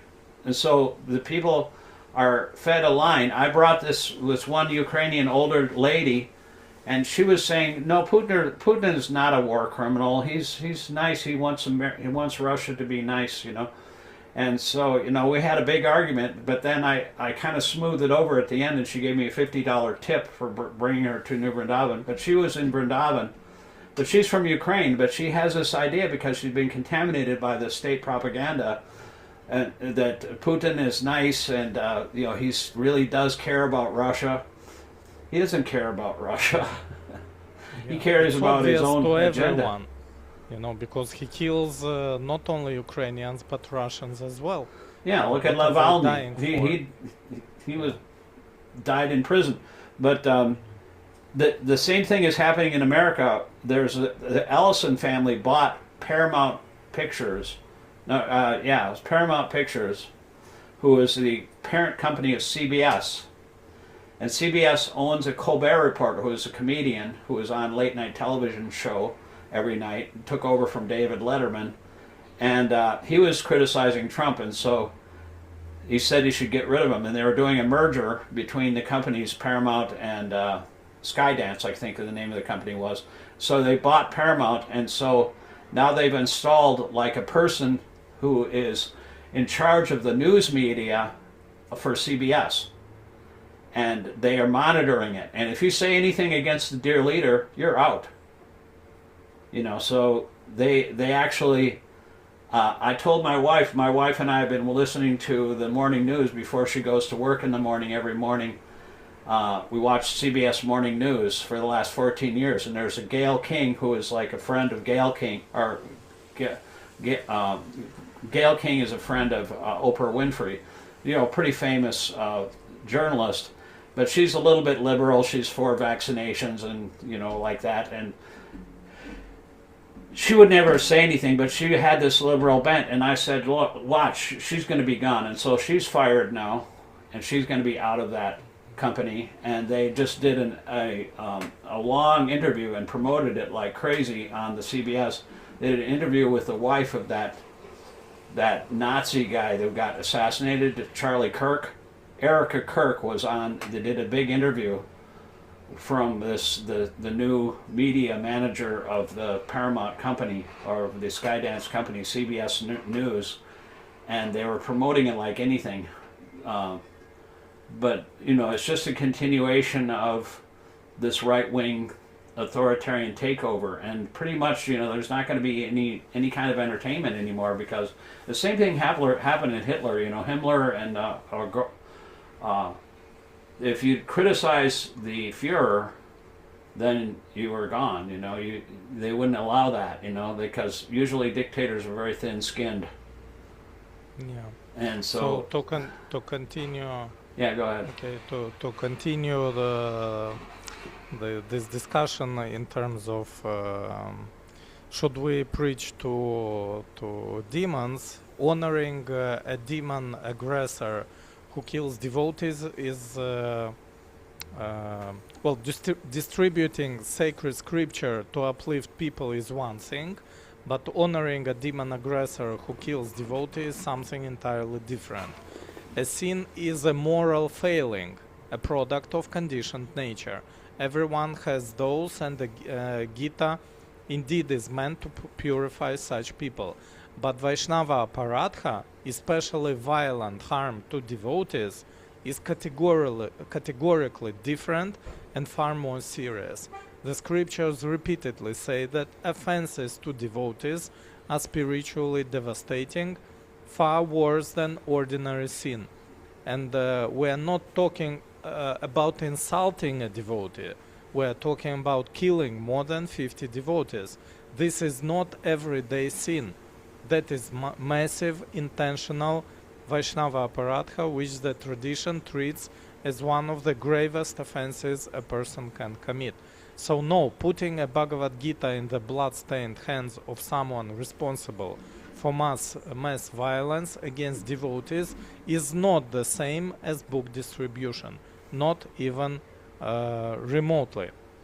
So you're talking about, like, once they're in prison, once they're paying their price, then maybe if they're punished, then there might be a chance if they're actually repentant. Yes. Repentance is also a big factor in changing the character, but if there's no repentance, if they're shameless in their activities and they don't show any kind of sign of changing their mind or understanding that they're wrong, I mean, you know, the history of this country, you know, we've had a couple of presidents that said, I never did anything wrong. I can't think of anything that I did wrong, you know. And in fact, Trump has a hat that says Trump was right about everything. He wears it on his head, you know, and all his followers wear it on their head. But, you know, you can't explain this knowledge or cause somebody to be repentant if they don't accept their mistake. First of all, you have to accept that you have a problem. Just like in Alcoholics Anonymous, the first step is to admit that you have a problem and to acknowledge that, and then accept a higher power so that you can depend on that higher power to reform your character, to clean all the dirt out of your heart. So Because if you don't do those two things... Yeah, remember what Krishna told Arjuna, you should not reveal this knowledge to the envious people. Yeah, actually, I have that I pulled that up. It says, this confidential knowledge may never be explained to those who are not austere or devoted, or nor engaged in devotional service, nor to one who is envious of me. Yeah. So basically, that's a demon. That's a demon. Yeah, there's two types of people, and you're not supposed to. A Madhyama Adhikari, he avoids the demons. He doesn't associate with them. He doesn't try to reform them, because giving a demon a Bhagavad-gītā is like it's like praising them and trying to make friends with them, and it just increases their poison, like feeding milk and bananas to a snake. Yeah. So that's why you can't hear the holy name, or you can't preach this knowledge to anybody who is envious of Krishna himself, because it will simply increase their poison. My father was like that. He was a liberal college professor, but I couldn't talk about anything about spiritual life, because he was an astronomer, and I tried to tell him about the Vedic planetarium in Mayapur because I thought he'd be interested in this history. He said, I can't think of a bigger waste of money than this planetarium, So he was envious of the Supreme Personality of Godhead, and the more you talk about it, the more envious they become. It just increases their venom. So it's actually offensive. It's an offense to Krishna himself to preach to the faithless or the envious, and to give them a Bhagavad-gītā just as a gesture of political...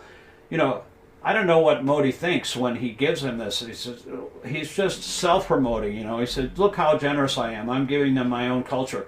But it's probably just self-promotion in order to get something. They're not doing any kind of selfless service, especially in any kind of meaningful way, because he knows he's not going to read it. He's beyond that stage, He only cares about himself, Putin, and his own legacy. He obviously hates the idea of God, because he bombed more than 600 temples and churches in Ukraine, including Russian Orthodox churches. Right. If he was at least 1% believer in God, he wouldn't have committed so many war crimes, because he understands there is God who will punish me for that. Yeah, but people are so brainwashed. He is continuing the war of terror and daily killings of women, children, elderly people. It proves he is an atheist. He's not only atheist. He has no sign of reforming himself, and he doesn't think that it's wrong. In fact, he's going to go further and justify it and go even farther in his imperial reach to the rest of Europe, if he gets a chance. Maybe one day he will, he will start quoting Bhagavad-gītā, and all the devotees and ISKCON, they will be so ashamed, and it will just ruin. It will ruin, the public image of ISKCON, because. They've already done that by not saying anything about Kash Patel and Tulsi Gabbard. My friend, who's a devotee friend who is kind of like a liberal person. He doesn't even call her Tulsi. He calls her Tulski because of her relationship with Russia. Tulski grab a dollar. That's her nickname, because he doesn't even want to have her name associated with the goddess Tulsi. You can't put those two names in the same place. And similarly, you can't hand somebody a Bhagavad-gītā and think it's going to be, some kind of meaningless gesture like that just for a photo op is going to mean anything in the grander scheme of things. In fact, it'll do more harm than good, because it is actually acknowledged. Just like when Trump put him on our own Air Force base in Alaska and rolled out the red carpet. It's the same thing. It's just giving them what they want. They want the adoration and distinction for themselves, and you're giving it to them on a silver platter, and all these state dinners and everything, and showing them so much respect, but if you actually aligned with the truth, you wouldn't do that, just like Emerson used to say, I am enough. I'm right now, I give this word out to all my friends and relations, and my father, my mother, my brother. I'm not going to live with you for hypocritical attention anymore. I must be myself. I can't bend myself for you or you or you. And I've lived after appearances hitherfore, before. Henceforward, I'm the truths. And, if you, I'll continue to be a responsible husband and take care of my children, but I can't compromise myself by hypocritical attention to you, giving you, you find your own path, I'll find mine. But if by chance we find each other in the future, we're looking for the truth, and if we find the truth together, then everything will be resolved. But for now, I'm not going to have anything to do with you. So you go your way, I'll go mine. But and so he says at the end of the statement to his friends and relatives, he says, so you might give those friends and relatives pain. Yes, but I can't compromise myself just to soothe their delicate sensibilities. Basically, it's the same dilemma of maybe Dhritarashtra. What's more important, relations or dharma? Right, and eventually he listened to Vidura, and he left. He said, Vidura, he had strong words for Dhritarashtra. He said, you're living like a household dog. Yes. You're getting scraps from Bhima, who killed your own son, your favorite son, and your teeth are falling out, your liver's defective, you're coughing up mucus, and you're living off the scraps of your enemy. You should get out of here. And he listened to him, and he went and he did that. That's what the duty of a householder is to eventually give up your attachment. He was so attached to his sons that he wouldn't listen to the advice of even Krishna himself. And it's the common problem today also among the Ukrainian devotees, because part of not only Ukrainian but all the devotees, Russian-speaking devotees from different post-Soviet countries, that many of our friends, devotees, acquaintances, seniors, they are either supporting this war of demon Putin, or they justify it, or they try to be neutral and try to push all that karma, demons fighting demons, and all that. They are doing spiritual bypassing. The thing. Yeah, I love that term. I'm so glad that you mentioned that term. I could write a book on that, I think. Yeah, maybe we can make. We should have a conference call about that. Yeah, this topic for our because next meeting. Just for the next meeting we could have also on Wednesday. We could talk about spiritual bypassing as it relates to devotees in this era. Spiritual bypassing is a clinical psychological term. It's got a history, but it could be applied to like the way that certain devotees want to avoid a topic.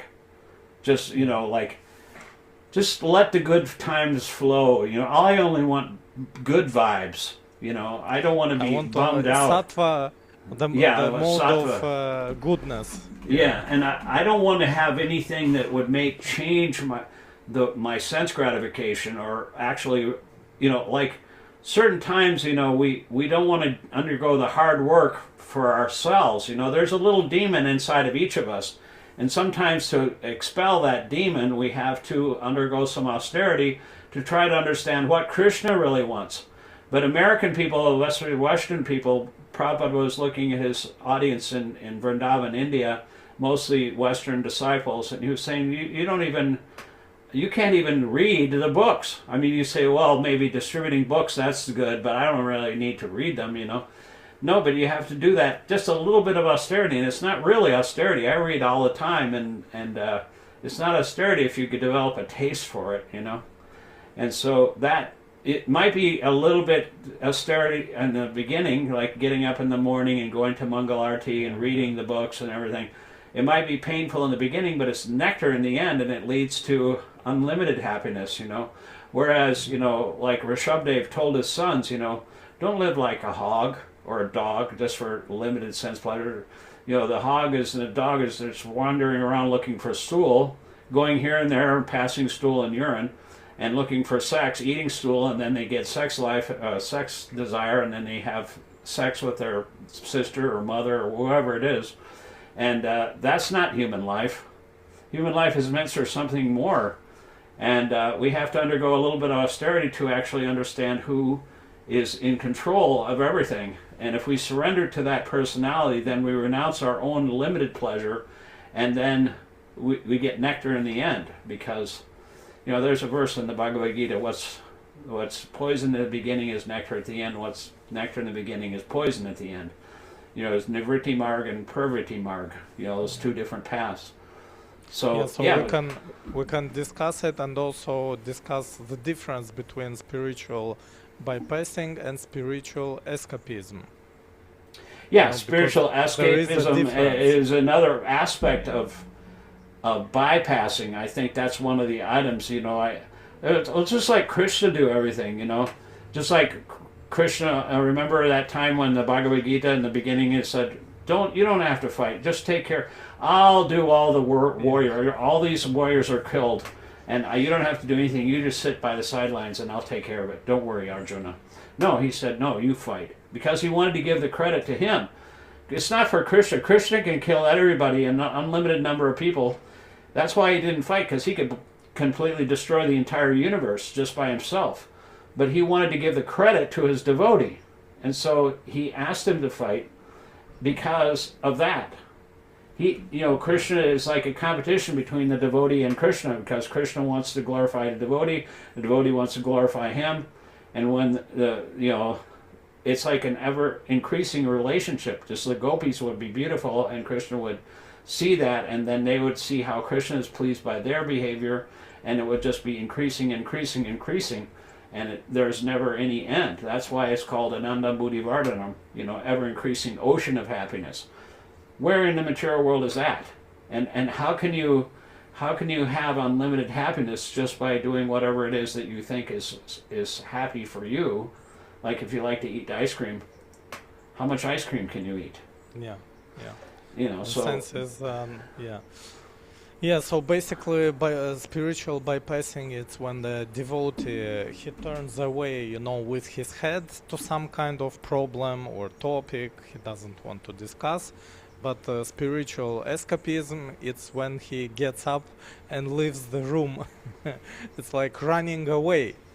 And the core issue here, basically, what are we turning away from, and what are we running away from? And it's like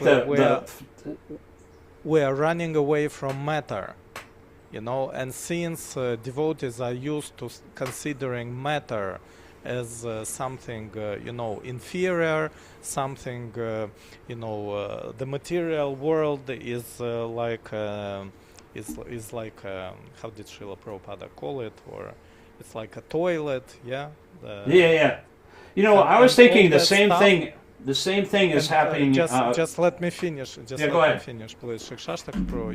So the idea that matter should be rejected, all right, in favor of spirit,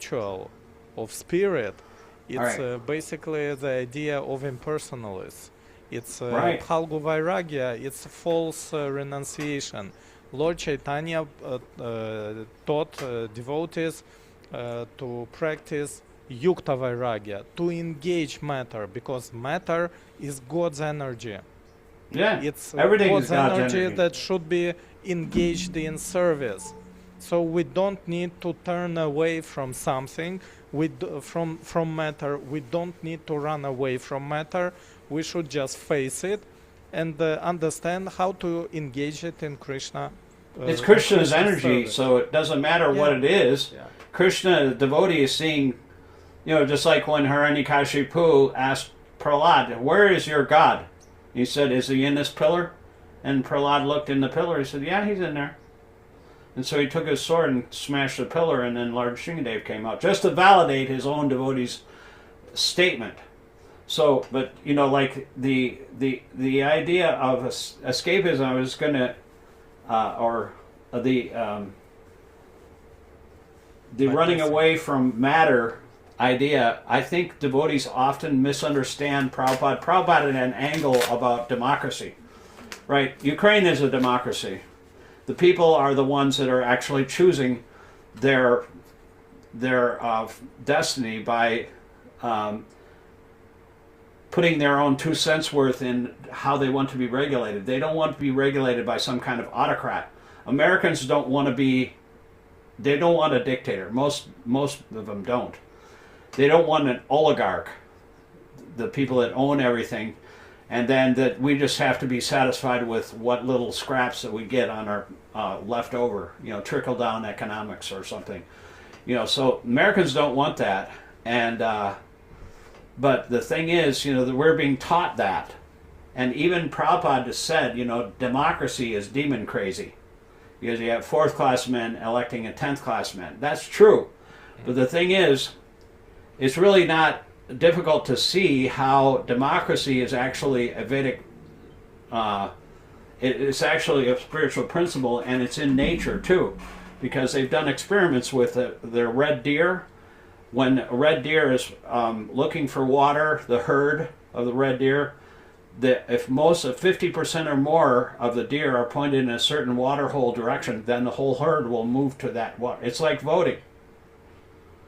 And so it's in nature, and you can't really recognize it in animal species. But then when they're talking to like scientists that observe these kind of tendencies, they actually say, "Oh yeah, my gorillas do that. My birds do that." Or birds also, they'll go, if you see a flock of birds in the sky, they'll all turn at one direction within a minute. Mm-hmm. Within a moment, they'll all turn in one direction. That's because most of them are deciding. There's not just one leader. It's done as a group.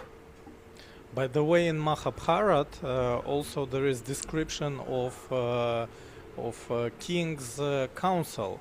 And do you know that the king's council in Vedic times, it also consisted of Shudras.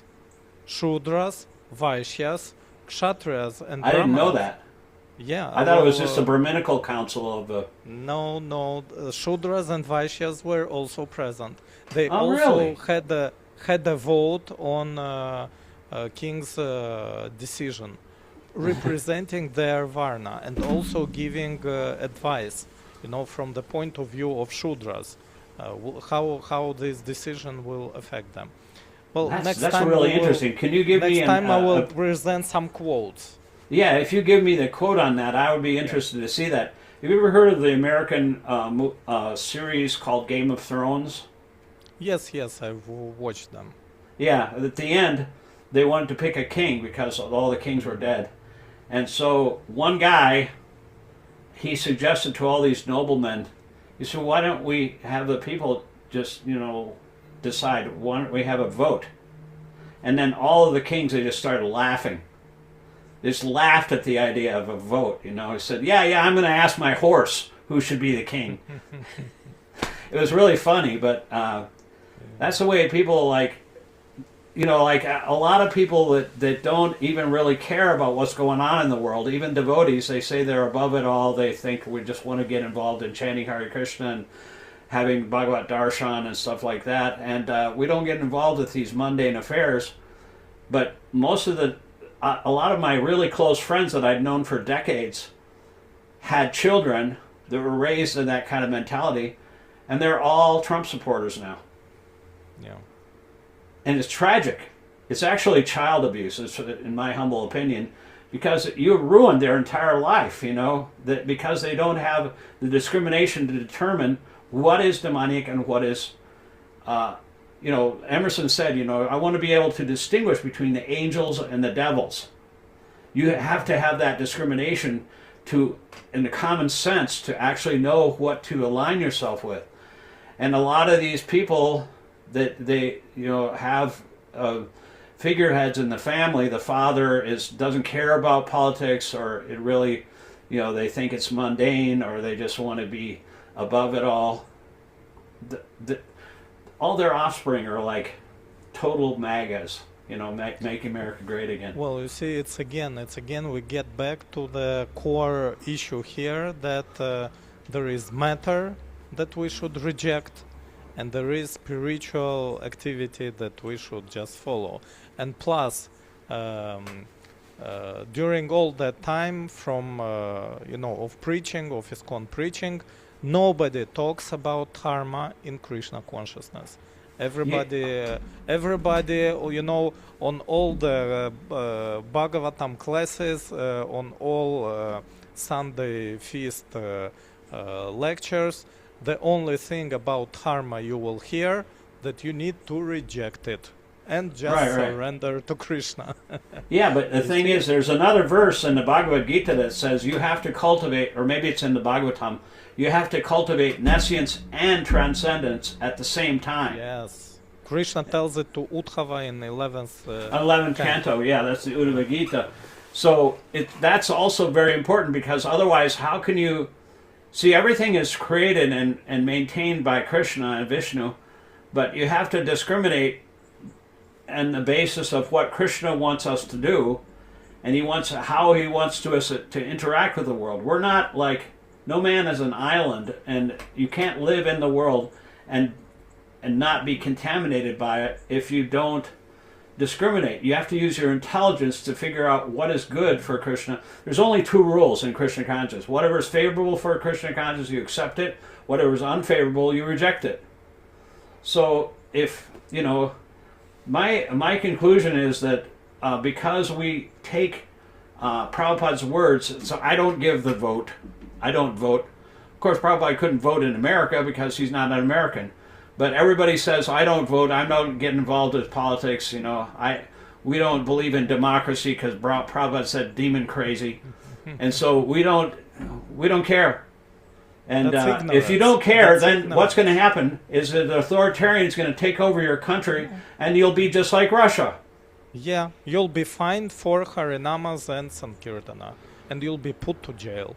Then we will see how they, and so nobody's going to wake up until they think they're in a little bubble. My friend, we used to do Sankirtan. He thought of himself doing Sankirtan as you could get away with anything. It's like you're being enclosed in a little bubble, a glass bubble, and nothing can hurt you.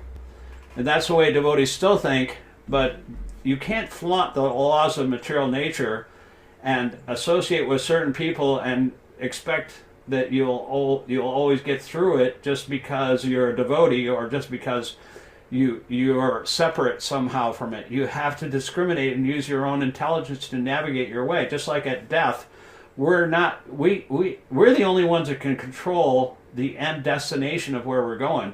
You should know what's going on after death, and you should know where you want to go.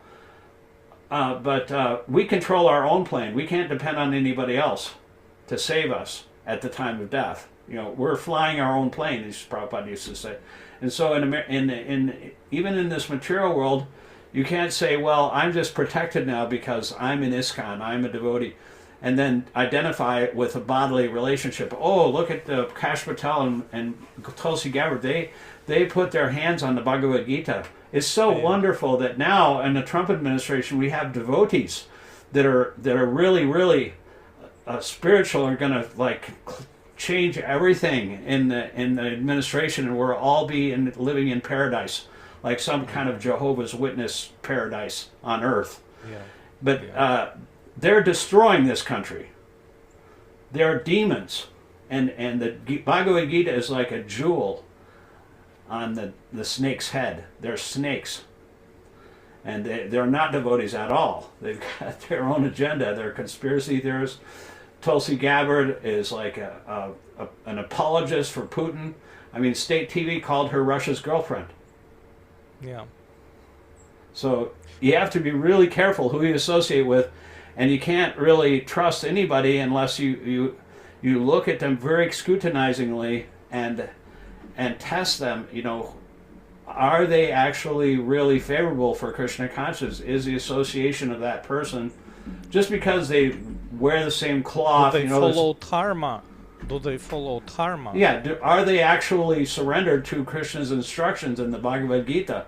When they, if you don't discriminate like between the demons and the devotees, like Krishna does in the 16th chapter, how you, if you can't, like Emerson said, if you can't distinguish between an angel and a devil, how do you know who to trust in this world? You'll open yourself up to all kinds of situations where you'll be misled. And you'll be, and because we don't understand that, we're trying to lead the rest of the world. We're like blind men ourselves, and we're going to lead all the other citizens of this country into the ditch.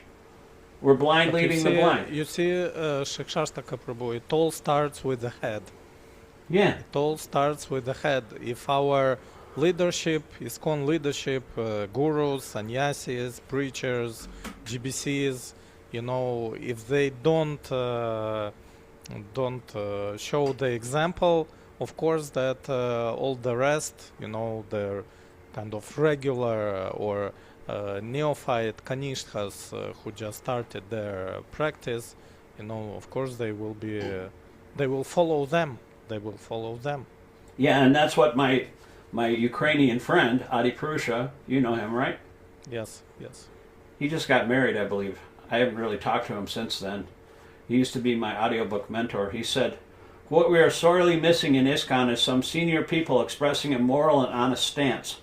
Nothing is more toxic than religionists and spiritualists exhibiting just silence or even support for an obvious and dangerous immorality and lie." Yeah. So, it's this silence and this complacency and this spiritual bypassing that is a disease, because they're just hiding, and not really preaching.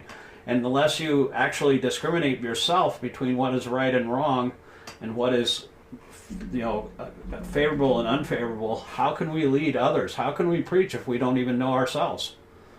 We're just blind. Of course. That's a really good topic. I want to do just some make an outline myself, and maybe you can actually put your own 2 cents worth in there, and maybe we can come up with a discussion.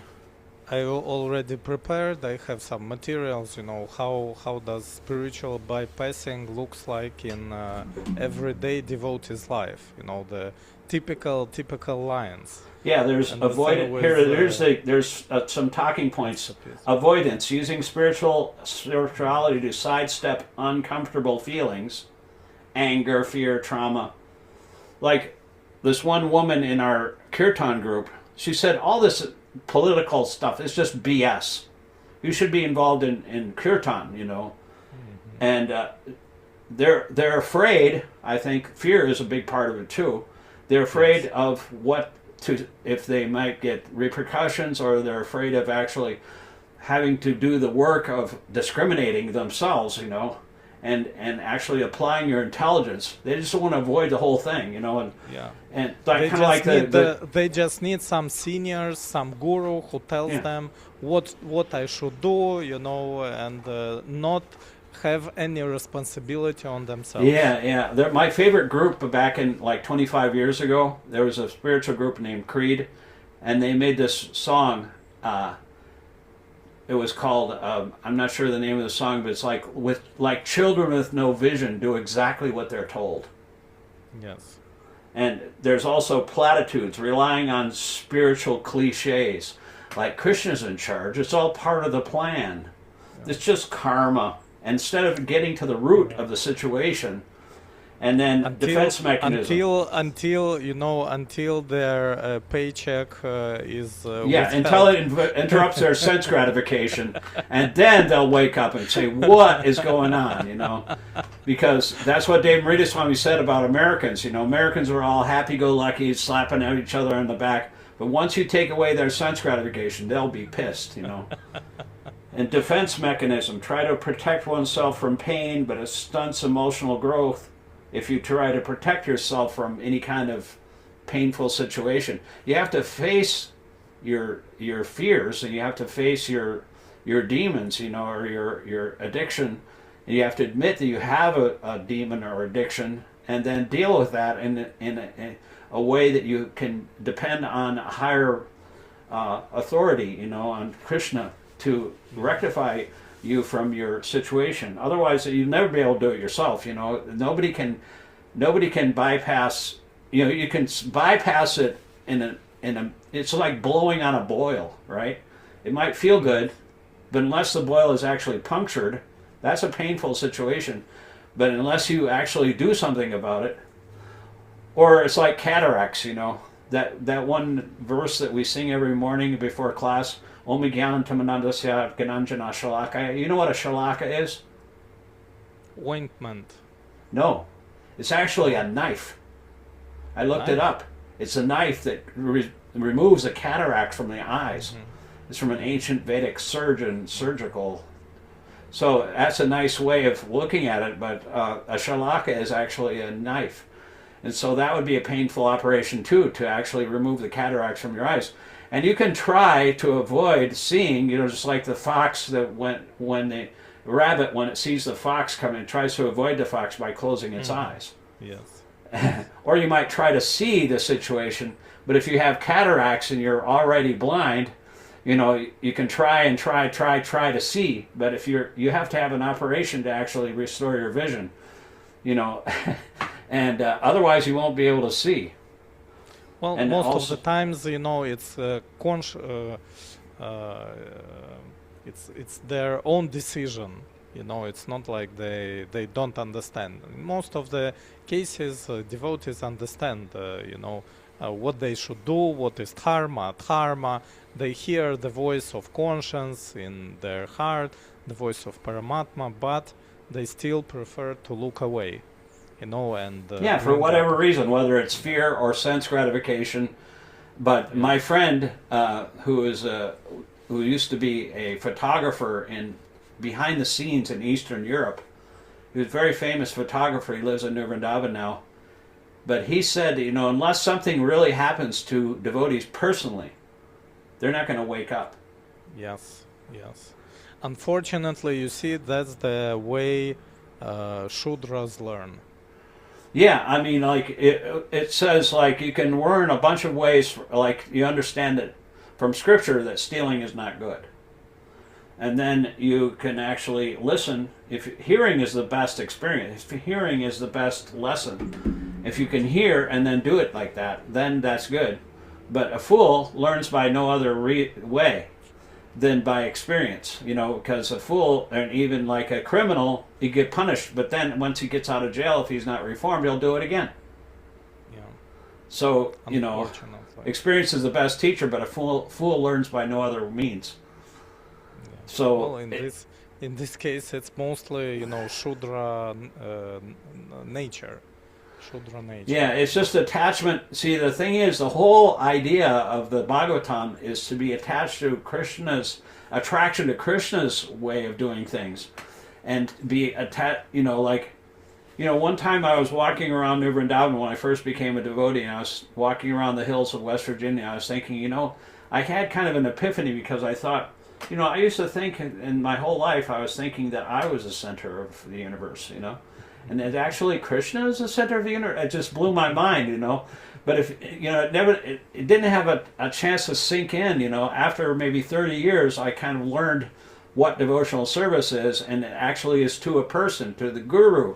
If you serve the guru can lead you to Krishna by his grace, and if he's pleased, he can give you love of God, and that is the goal of life. But sometimes it takes decades, because we're so attached to our own way. We have these Mayavadi ideas, and it takes a guru to wake us up from that. And if we follow that guru, though, if we actually attach him to his instructions and his way, just like we sing every morning, like Sri Chaitanya Manobhistam, Rupa Goswami. When will Rupa Goswami, who is established within this material world, the mission to fulfill the desire of Lord Chaitanya, when will he give me shelter under his lotus feet? So it's his mission, like I think I'm so learned, I've read like 3 months worth of audiobooks, and then I come before Radhabindav Chandra and I think, this isn't my knowledge, it's his knowledge. What am I thinking? I don't know anything. It's Krishna's mission, it's Krishna's knowledge, and then you become a little humble, That's why humility is so important in spiritual life. It's to understand that we're nothing, and but until devotees come to that platform, if they're attached to their own way of thinking, or if they're attached to their own bodily gratification or way of doing things, and they want to avoid any kind of thing that's hard, then they'll always have difficulty on the path, That's why Bhaktisiddhanta, when he had a disciple, his first Caucasian disciple in World War II was in a concentration camp in India, and his name was Sadananda Swami.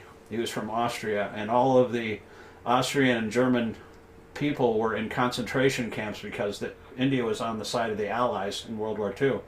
And Sadananda said, when I first got here, he told his friend Walter Itlitz, who was also in that concentration. It wasn't a very severe concentration. It was just a penal colony, but just to house the Germans and Austrians.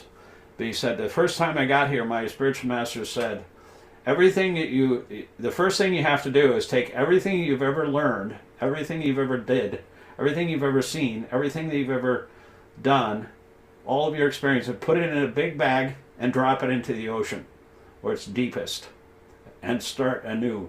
So then that's a way you have a guru, because then it's a blank slate and the guru can start writing in your heart and tell you what is the best way. Because if we think we have a better way than Krishna, if we think we're more intelligent than Krishna, we're big puffed up jerks. Yeah. I just thought maybe one of the reasons why practically all gurus in ISKCON are silent about the war in Ukraine, maybe because they understand that if they speak up and just tell their disciples and followers that this is a war of terror and that it's a dharma and that Putin is a demon, maybe they will lose half of their disciples. Well, the thing is, that is like penny wise and pound foolish. If you're compromising your own, just for the sake of your having followers, you're not supposed to have that many followers anyway. You're supposed to follow Krishna and Krishna's words, not based on any kind of comfy situation you have as a guru. There should be no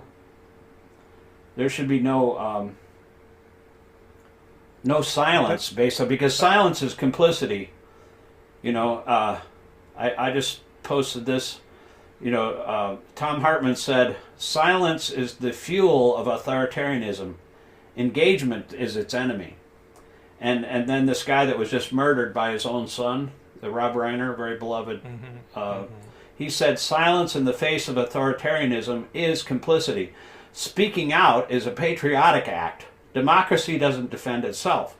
It requires participation, vigilance, and courage from ordinary people. And that's why Timothy Snyder said, be as courageous as you can. Whatever courage you can come up with, you do that to the best of your capacity. And also Martin Luther King Jr. said many things about silence. He said, the ultimate tragedy is not the oppression and cruelty by the bad people, but the silence over that by the good people, the people that didn't say anything. And he also said, he who passively accepts evil is as much involved in it as he who helps to perpetrate it. And actually, that Prabhupada said something like that in the books too. If you like just don't say anything, you're just as bad. If you see somebody walking off a roof, you want to stop that person from doing that. Yes. Yeah. He who accepts evil without protesting against it is really cooperating with it. And then finally he said, in the end we will remember not the words of our enemies, but the silence of our friends. That's what happened during the concentration camps, the internment camps of the Japanese in in America, tens of thousands of Japanese were interned and during World War II, and nobody really said anything about it. And that people is more of a pain than your own compatriots in your own country don't say anything when you're suffering like that, and it really makes you feel alone and the world is cruel. And we can't be like that if we want to actually represent Krishna, because Krishna really does feel for all of his children. Brahma, he looked at all the suffering of the living entities that he created, the severe cold and the severe heat and the sex attraction, and he felt sorry for all the living entities he had created. And so he was feeling compassion too. So this is our sampradaya, and we also have to feel compassion and say something when people are suffering. Otherwise, I think it will be diminished in our own spiritual thing, because no man is an island. There's that saying. Yeah. We have to, because Vaishnava is paradukha dukhi. Paradukha dukhi, yeah. That's why Lord Chaitanya, he was very upset about the fallen condition of the conditioned souls, and he was always in anxiety about it. So Lord Haridas Thakur, he said, he tried to relieve his anxiety. He said, by this loud chanting of the Hare Krishna mantra, even the non-sentient or semi-sentient living beings will be delivered. You've delivered the entire universe. And so he tried to make Lord Chaitanya feel better. That's a real devotee. One who tries to alleviate the suffering of Lord Chaitanya, who is, the most benevolent of all the incarnations, even more so than Krishna, because he's freely giving his mercy to everyone, pure love of God. Krishna said, you surrender to me, but Lord Chaitanya is just freely giving it. So there's no one more magnificent than him. And even he was suffering, though, and that's why Haridas and Dvaitacharya called him to the earth, because they saw how materialistic people were and how they weren't paying attention to anything about Krishna consciousness, and so they prayed to Lord Chaitanya to appear. The Dvaitacharya was offering Ganges water and a little tulsi leaf back to the Ganges. And he was crying for Lord Chaitanya to appear. And then based on those two individuals, Lord Chaitanya appeared himself. So it's not that devotees don't have power, Devotees, just like, what was that guy's name, the devotee who said, why don't you just take all of the suffering for all the living entities, put it on me. I'll suffer unlimitedly. Vrindavan Das Thakur, I think his name was? No. What was his name? It starts with a V. But anyway, he asked Lord Chaitanya to please transfer all the sins, because he couldn't stand the fact that all the living entities were suffering so much. And so Lord Chaitanya started crying when he saw that. And he said, just because of your plea like that, I've already delivered the entire universe. So one devotee can deliver the whole universe if they have a desire. And so Vasudeva Datta. Oh yeah? Okay. But like a devotee can have influence like that. You can call Lord Chaitanya to appear, and also Sarvabhauma Bhattacharya's brother, he wanted to save Sarvabhauma because he was a big impersonalist, like a logician. And so he wanted him to deliver, and so Lord Chaitanya, because of him, he delivered Sarvabhauma Bhattacharya. And that is amazing, because he was a pretty hard nut to crack.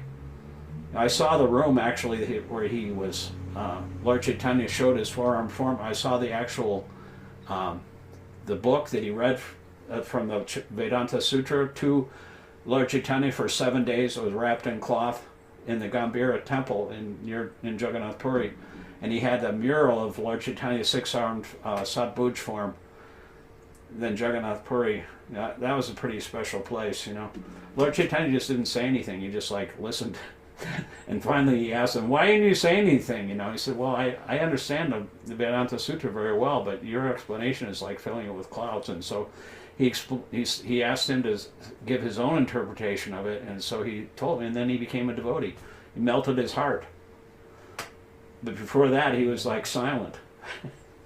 Sometimes a devotee speaks and sometimes he's silent, Anyway, Okay, yeah, so, maybe we can do that next time if you want. yeah. Yeah. So maybe we can finish with last point. Yeah, and, last point. Wrap up. Touching Bhagavad-gītā with hands full of blood counts as sukriti or aparādha. I thought it was oil because it looks really dark on that AI picture. But that could be both, either one, blood or oil. Because they're exchanging oil, those two, and blood. Yeah. So the reply is that depends on one essential point, the intention and consciousness of the person touching the Gita. Shastra makes a very clear distinction. If a person approaches the Lord or scripture with sincerity, even a tiny spark, it becomes sukriti. Even accidental contact with the Bhagavad-gītā can create spiritual impressions if there is no hostility toward God or his devotees. But if someone touches Bhagavad-gītā while actively committing atrocities against devotees, that is not sukriti, it is aparādha.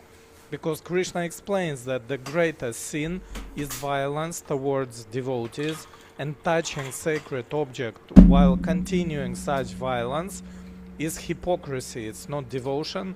And this is exactly why Durvasa Muni, despite being a great yogi, was nearly destroyed for offending Ambarish Maharaj.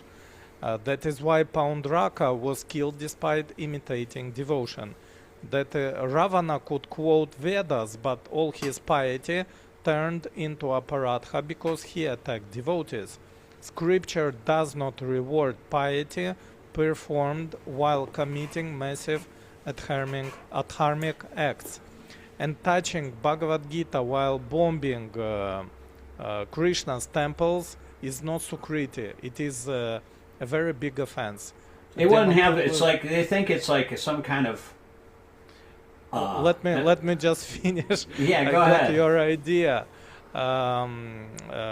Demon-putler killed over 50 Vaishnavas, bombed 4 ISKCON temples, terrorizes innocent families, and then holds a Gita for a photo. Is that devotion? No, it is just posturing. Without repentance, such contact is not purifying. It increases the karmic weight. Shastra calls this seva aparādha, misusing sacred things while offending devotees. So the answer is simple. If there is even a drop of sincerity, the Gita can save anyone. But if one touches Bhagavad-gītā while continuing to kill devotees, it is not sukriti, it is aparādha of the gravest kind. Bhagavad-gītā is not a magic object. Yeah, it's not a magic bullet. Consciousness. Without humility and repentance, it becomes a witness for Yamaraja. It is not sukriti giving machine. Right, yeah, it's not like an automatic thing. You just touch it, it's like a vending machine. You touch the button and then automatically become devotee. That's not the way it works. You have to have the right mentality. Like, I have personal experience when I was in the 1970s, like 50 years ago. I went to check out Prabhupada's books out of the university library because they had placed all the Bhagavatam and all the books in the University of Wisconsin in Whitewater where I was living. And I was carrying like 2 or 3 books on my arms.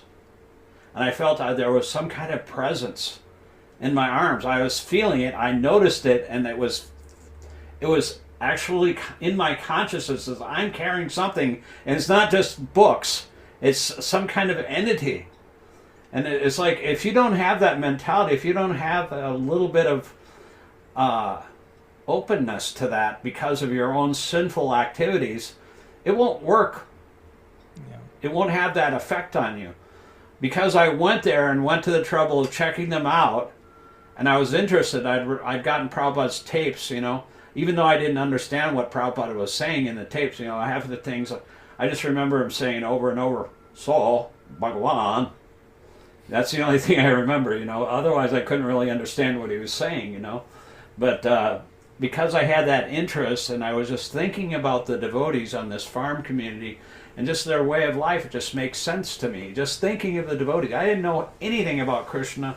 I didn't know anything about the philosophy, but just that thought was enough sukriti to be able to receive the physical impression of carrying those books.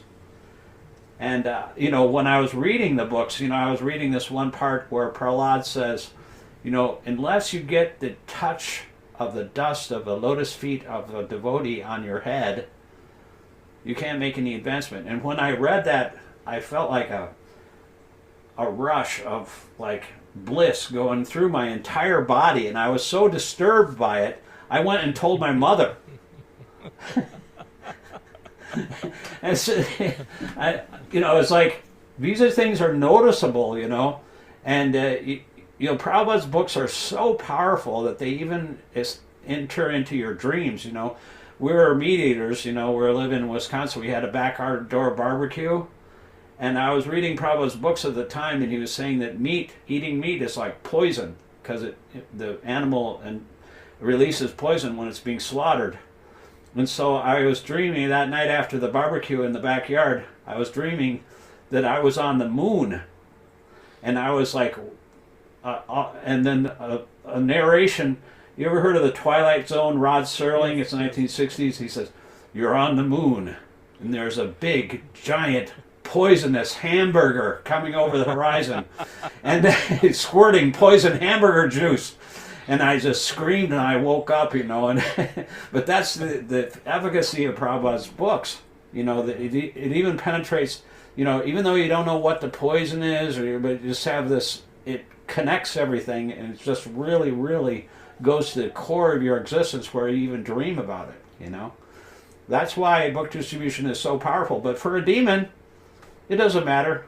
He could read the whole thing, he wouldn't understand it, Just like the Mayavadis, they have an ulterior motive. They want to be God. They can read the Bhagavatam. They don't even comment on the Bhagavatam because it's so beyond their range, but they comment on the Bhagavad-gītā. It didn't change their life. And even my own... Sahajiyas also read the Bhagavatam, 10th canto. Yeah, they just read the 10th canto. They skip right over everything. But, my spiritual master, in the beginning of this movement in 1966, he was in the 26th 2nd Avenue, and Prabhupada was complaining about the Mayavadis, how they interpret the Bhagavad-gītā. They say, Dr. Radhakrishna, he said, he complained that, his purport was of the one verse that says, "Surrender to me, follow my instructions, become my devotee." And Dr. Radhakrishna's purport is not to Krishna that you must surrender, it's to the unborn within Krishna that you have to surrender. And my spiritual master, he said, I kind of agree with him, because, and then he started rolling off all these other philosophers like Eckhart and like all Milton and Blake and all these other, because he was like a scholar, he was a debate professor, and he was like, and then Prabhupada at one point, he stopped for a second and he said, "Are you finished?" And then he kept it going for another like 5 minutes, just explaining all his philosophical backing of this Mayavad interpretation of that verse. And then he said, "Do you understand that all the service that is meant for Krishna?" He said, "Do you understand that, right?" And he said, "Yes." And then he said, "So that all service is meant for Krishna?" And he said, "Yes." He said, "So why are you taking it away from him?" He slammed his fist on the lectern, and it just kind of like, it was like a lion appeared on the singhasan, and it startled everybody, and everybody was looking at Kirtanananda as if he was some kind of persona non grata. Everybody thought he was so smart, but now he was like, nobody, because Prabhupada, but that's what it takes, and then Hayagriva and Amapati were talking after that. He said, "Did you see how red Prabhupada got? Man, was he angry." And it takes something like that. And he said, "Well, yeah, but it's true. You read the Bhagavad-gītā before you met Prabhupada. Did you become a devotee before you met him? No. Because it takes a devotee like that to wake you up out of your... We don't have any idea of what active devotional service means to a person. Because we're so jaded in our sense gratification, we are full of these Mayavadi ideas that we were to become God or whatever. And we're just like totally contaminated, and so it takes a pure devotee like that to wake his disciples up out of the slumber, of our jaded lives. But that was really an amazing pastime, you know. That's why we have to follow in the footsteps of somebody like Prabhupada, because he had a way of presenting things that just stick in your heart and wake you up, you know. So we have to do the same thing. If we want to pay back Prabhupada for his gift, we have to follow in his footsteps and just try to inject the way he presented Krishna consciousness according to his instructions. That's what this Zoom series, I hope, will be like, just kind of representing Prabhupada's instruction, because there's only one set of instructions. It's a whole disciplic succession. And so if we can't do this, you know, we have a lot of help. We have the entire disciplic succession and all of the Vedas behind us. So that's a pretty big army, you know, to go against, even though we're fighting sometimes with our own god brothers. But Prabhupada said, you know, it's like this whole civilization is like an owl civilization. You know, the owl it closes its eyes in the daytime. And Prabhupada said, you know, you can try to get the open eyes, the owl to open his eyes. He said, Mr. Owl, open your eyes, see the sun. And the owl will say, no, there's no sun. I don't see. You know, so this is an owl civilization. Even sometimes with our god brothers, we have to, and especially people that are attached for their own reasons, they refuse to see it's more difficult to wake up a man that's pretending to sleep than it is to wake up a sleeping man. Yeah. It's just that a lot of books are being distributed, you know, okay, and then all these people come to the temples, they start listening to our leaders, to our preachers, and again, what do they hear? They hear that you should reject matter and just accept the spiritual, forget about karma, and, you know, how does it help them in becoming grown-up, serious devotees? So what I'm trying to say that we need our seniors, we need our leadership to move, you know, to change this focus again, and maybe add more focus on dharma and Krishna consciousness.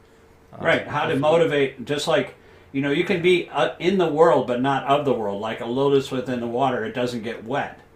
How to be in that situation, in other words, it takes discrimination to understand what is material and what is spiritual. That's the first lesson of Krishna consciousness, is how to discriminate matter from spirit. The whole premise of the Bhagavatam, the goal, is to discriminate between what is illusion and what is reality.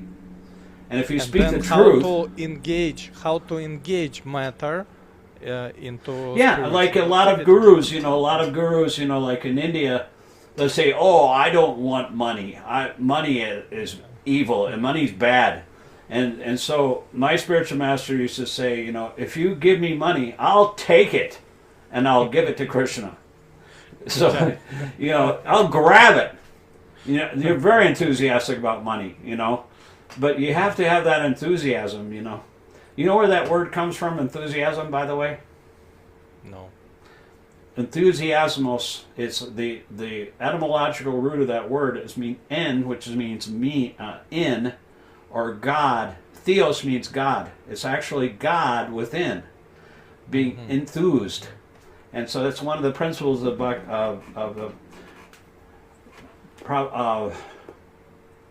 Bhakti Rasamrita Sindhu, the nectar of devotion, is enthusiasm. You know, Emerson said that nothing great has ever been achieved without enthusiasm. And another thing that I was reading about Tamal Krishna, he said once that you have to have, I think you actually commented on that, or you liked it when you read it, and the in my Facebook post, it was a quote from Prabhupada's letter about preaching techniques. It has to do with ambition. A devotee can be ambitious as long as it's pure. And so you have to, like, be enthusiastic and ambitious, and if you're pure on the path of Krishna consciousness, you can be unlimitedly enthusiastic. Just like my spiritual master said, if you give me money, I won't say it's evil. Money's the root of all evil. I'll grab it and I'll use it in Krishna's service, you know. But I think we have to really kind of like present Krishna consciousness in a way that we help people understand the difference between reality and illusion, and speak the truth, and understand when a lie is a lie, you know, because so many lies are being told nowadays that people can't, that's their whole way of erasing history, is to tell lies, you know. If you tell a lie that's audacious enough and you repeat it enough times, then people will start believing it, you know. A lot of devotees have fallen trapped to that, you know. It's just like that one old lady from, he says older ladies from Russia, they sometimes tend to believe the state television a lot more than the younger people. So that's why I have faith in young devotees, you know, or young people in this country, because they're not buying into it all. You know, they don't like what's going on, and they have to live in this country. I feel sorry for them because, you know, it's going to be rough, you know, these next few years, even the next few months could be really bad, you know. Yeah, again, the fact that some devotees support, you know, adharma, again, it's the one of the main reasons is the silence of ISKCON leaders. You know, right. That's their responsibility that they will have to, you know, bear and just like a king accepts 1/6 of the population of his citizens. The leadership in ISKCON will have to accept 1/6 of all their disciples, or all the leaders in their temple, the inhabitants of their temple. I think they'll be, you know, and they can't put it off as say, well, it'll just, you know, manage itself, or just fix itself, Krishna will fix it, or whatever. If they don't actually take it upon themselves to do something, it's like Vasudeva not doing anything when Kamsa was about to cut his wife's head off. I love that example, you know. You have to do something yourself, even though you know what the outcome is. You have to act in a way that Krishna wants you to act, and otherwise it's a dereliction of duty. You know, as far as like, it's, you know, there's an example like one of these motivational speakers, I think it was Stephen Covey or something. If you climb up a ladder and you come to the top of the wall, and you end up on the wrong side of the wall, well, whose fault is that? Is that leadership or management? It's leadership. Yeah. So that's a good point. Yeah, I just also remembered about enthusiasm. One purport in Srimad Bhagavatam. It's let me show you. It's 8 to 30. So just as an epilogue to our talk today. So the soldiers. Just a second. Now from this we may take the lesson that in our fight with Maya we should not be in a position in which our strength, enthusiasm and senses will be unable to fight vigorously. Our Krishna consciousness movement has actually declared war against the illusory energy in which all the living entities are rotting in a false understanding of civilization. So I love that. Rotting. The soldiers in this Krishna consciousness movement must always possess physical strength, enthusiasm and sensual power. To keep themselves fit, they must therefore place themselves in a normal condition of life. What constitutes a normal condition will not be the same for everyone, and therefore there are divisions of Varnashrama, Brahmana, Kshatriya, Vaishya, Shudra, brahmacharya, grihastha, vanaprastha, and sannyasa. So, Śrīla Prabhupāda gave us the recipe how to remain enthusiastic. This is the story of the elephant. Yeah. He was actually using that in connection with the grihastha ashram, because a woman is like a fort. It would protect the senses from being attacked. If you're not in the right fort, you know, the elephant was in the water, and that's not his natural habitat. The crocodile was in the water, it is his natural habitat. So the elephant was losing strength, and the crocodile was gaining strength, and finally the elephant was fortunate because he remembered his past life, and he just surrendered to Krishna. He offered a lotus flower in his trunk, and Krishna came and cut the crocodile's head off. And so that's, you know, no matter what situation, if you find yourself in difficulty, we can always pray to Krishna, but we should always maintain ourselves as far as like our central power and enthusiasm in the position that we're best suited for devotional service. You know, like if somebody's, like one time Prabhupada was walking and Garga Muni was with him, and he saw some people that were exercising in Vrindavan and standing on his head, and he started laughing, and he said, "No, don't criticize. This is actually meant for executing your devotional service. They're exercising in order to keep fit for their devotional activities.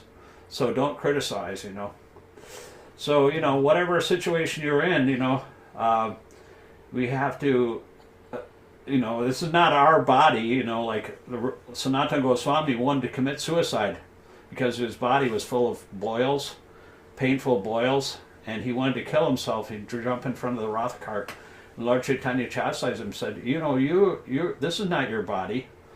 You know, this is my body. I have a lot of things that I want to do through you, and so you don't have that right to take away your own life. So, you know,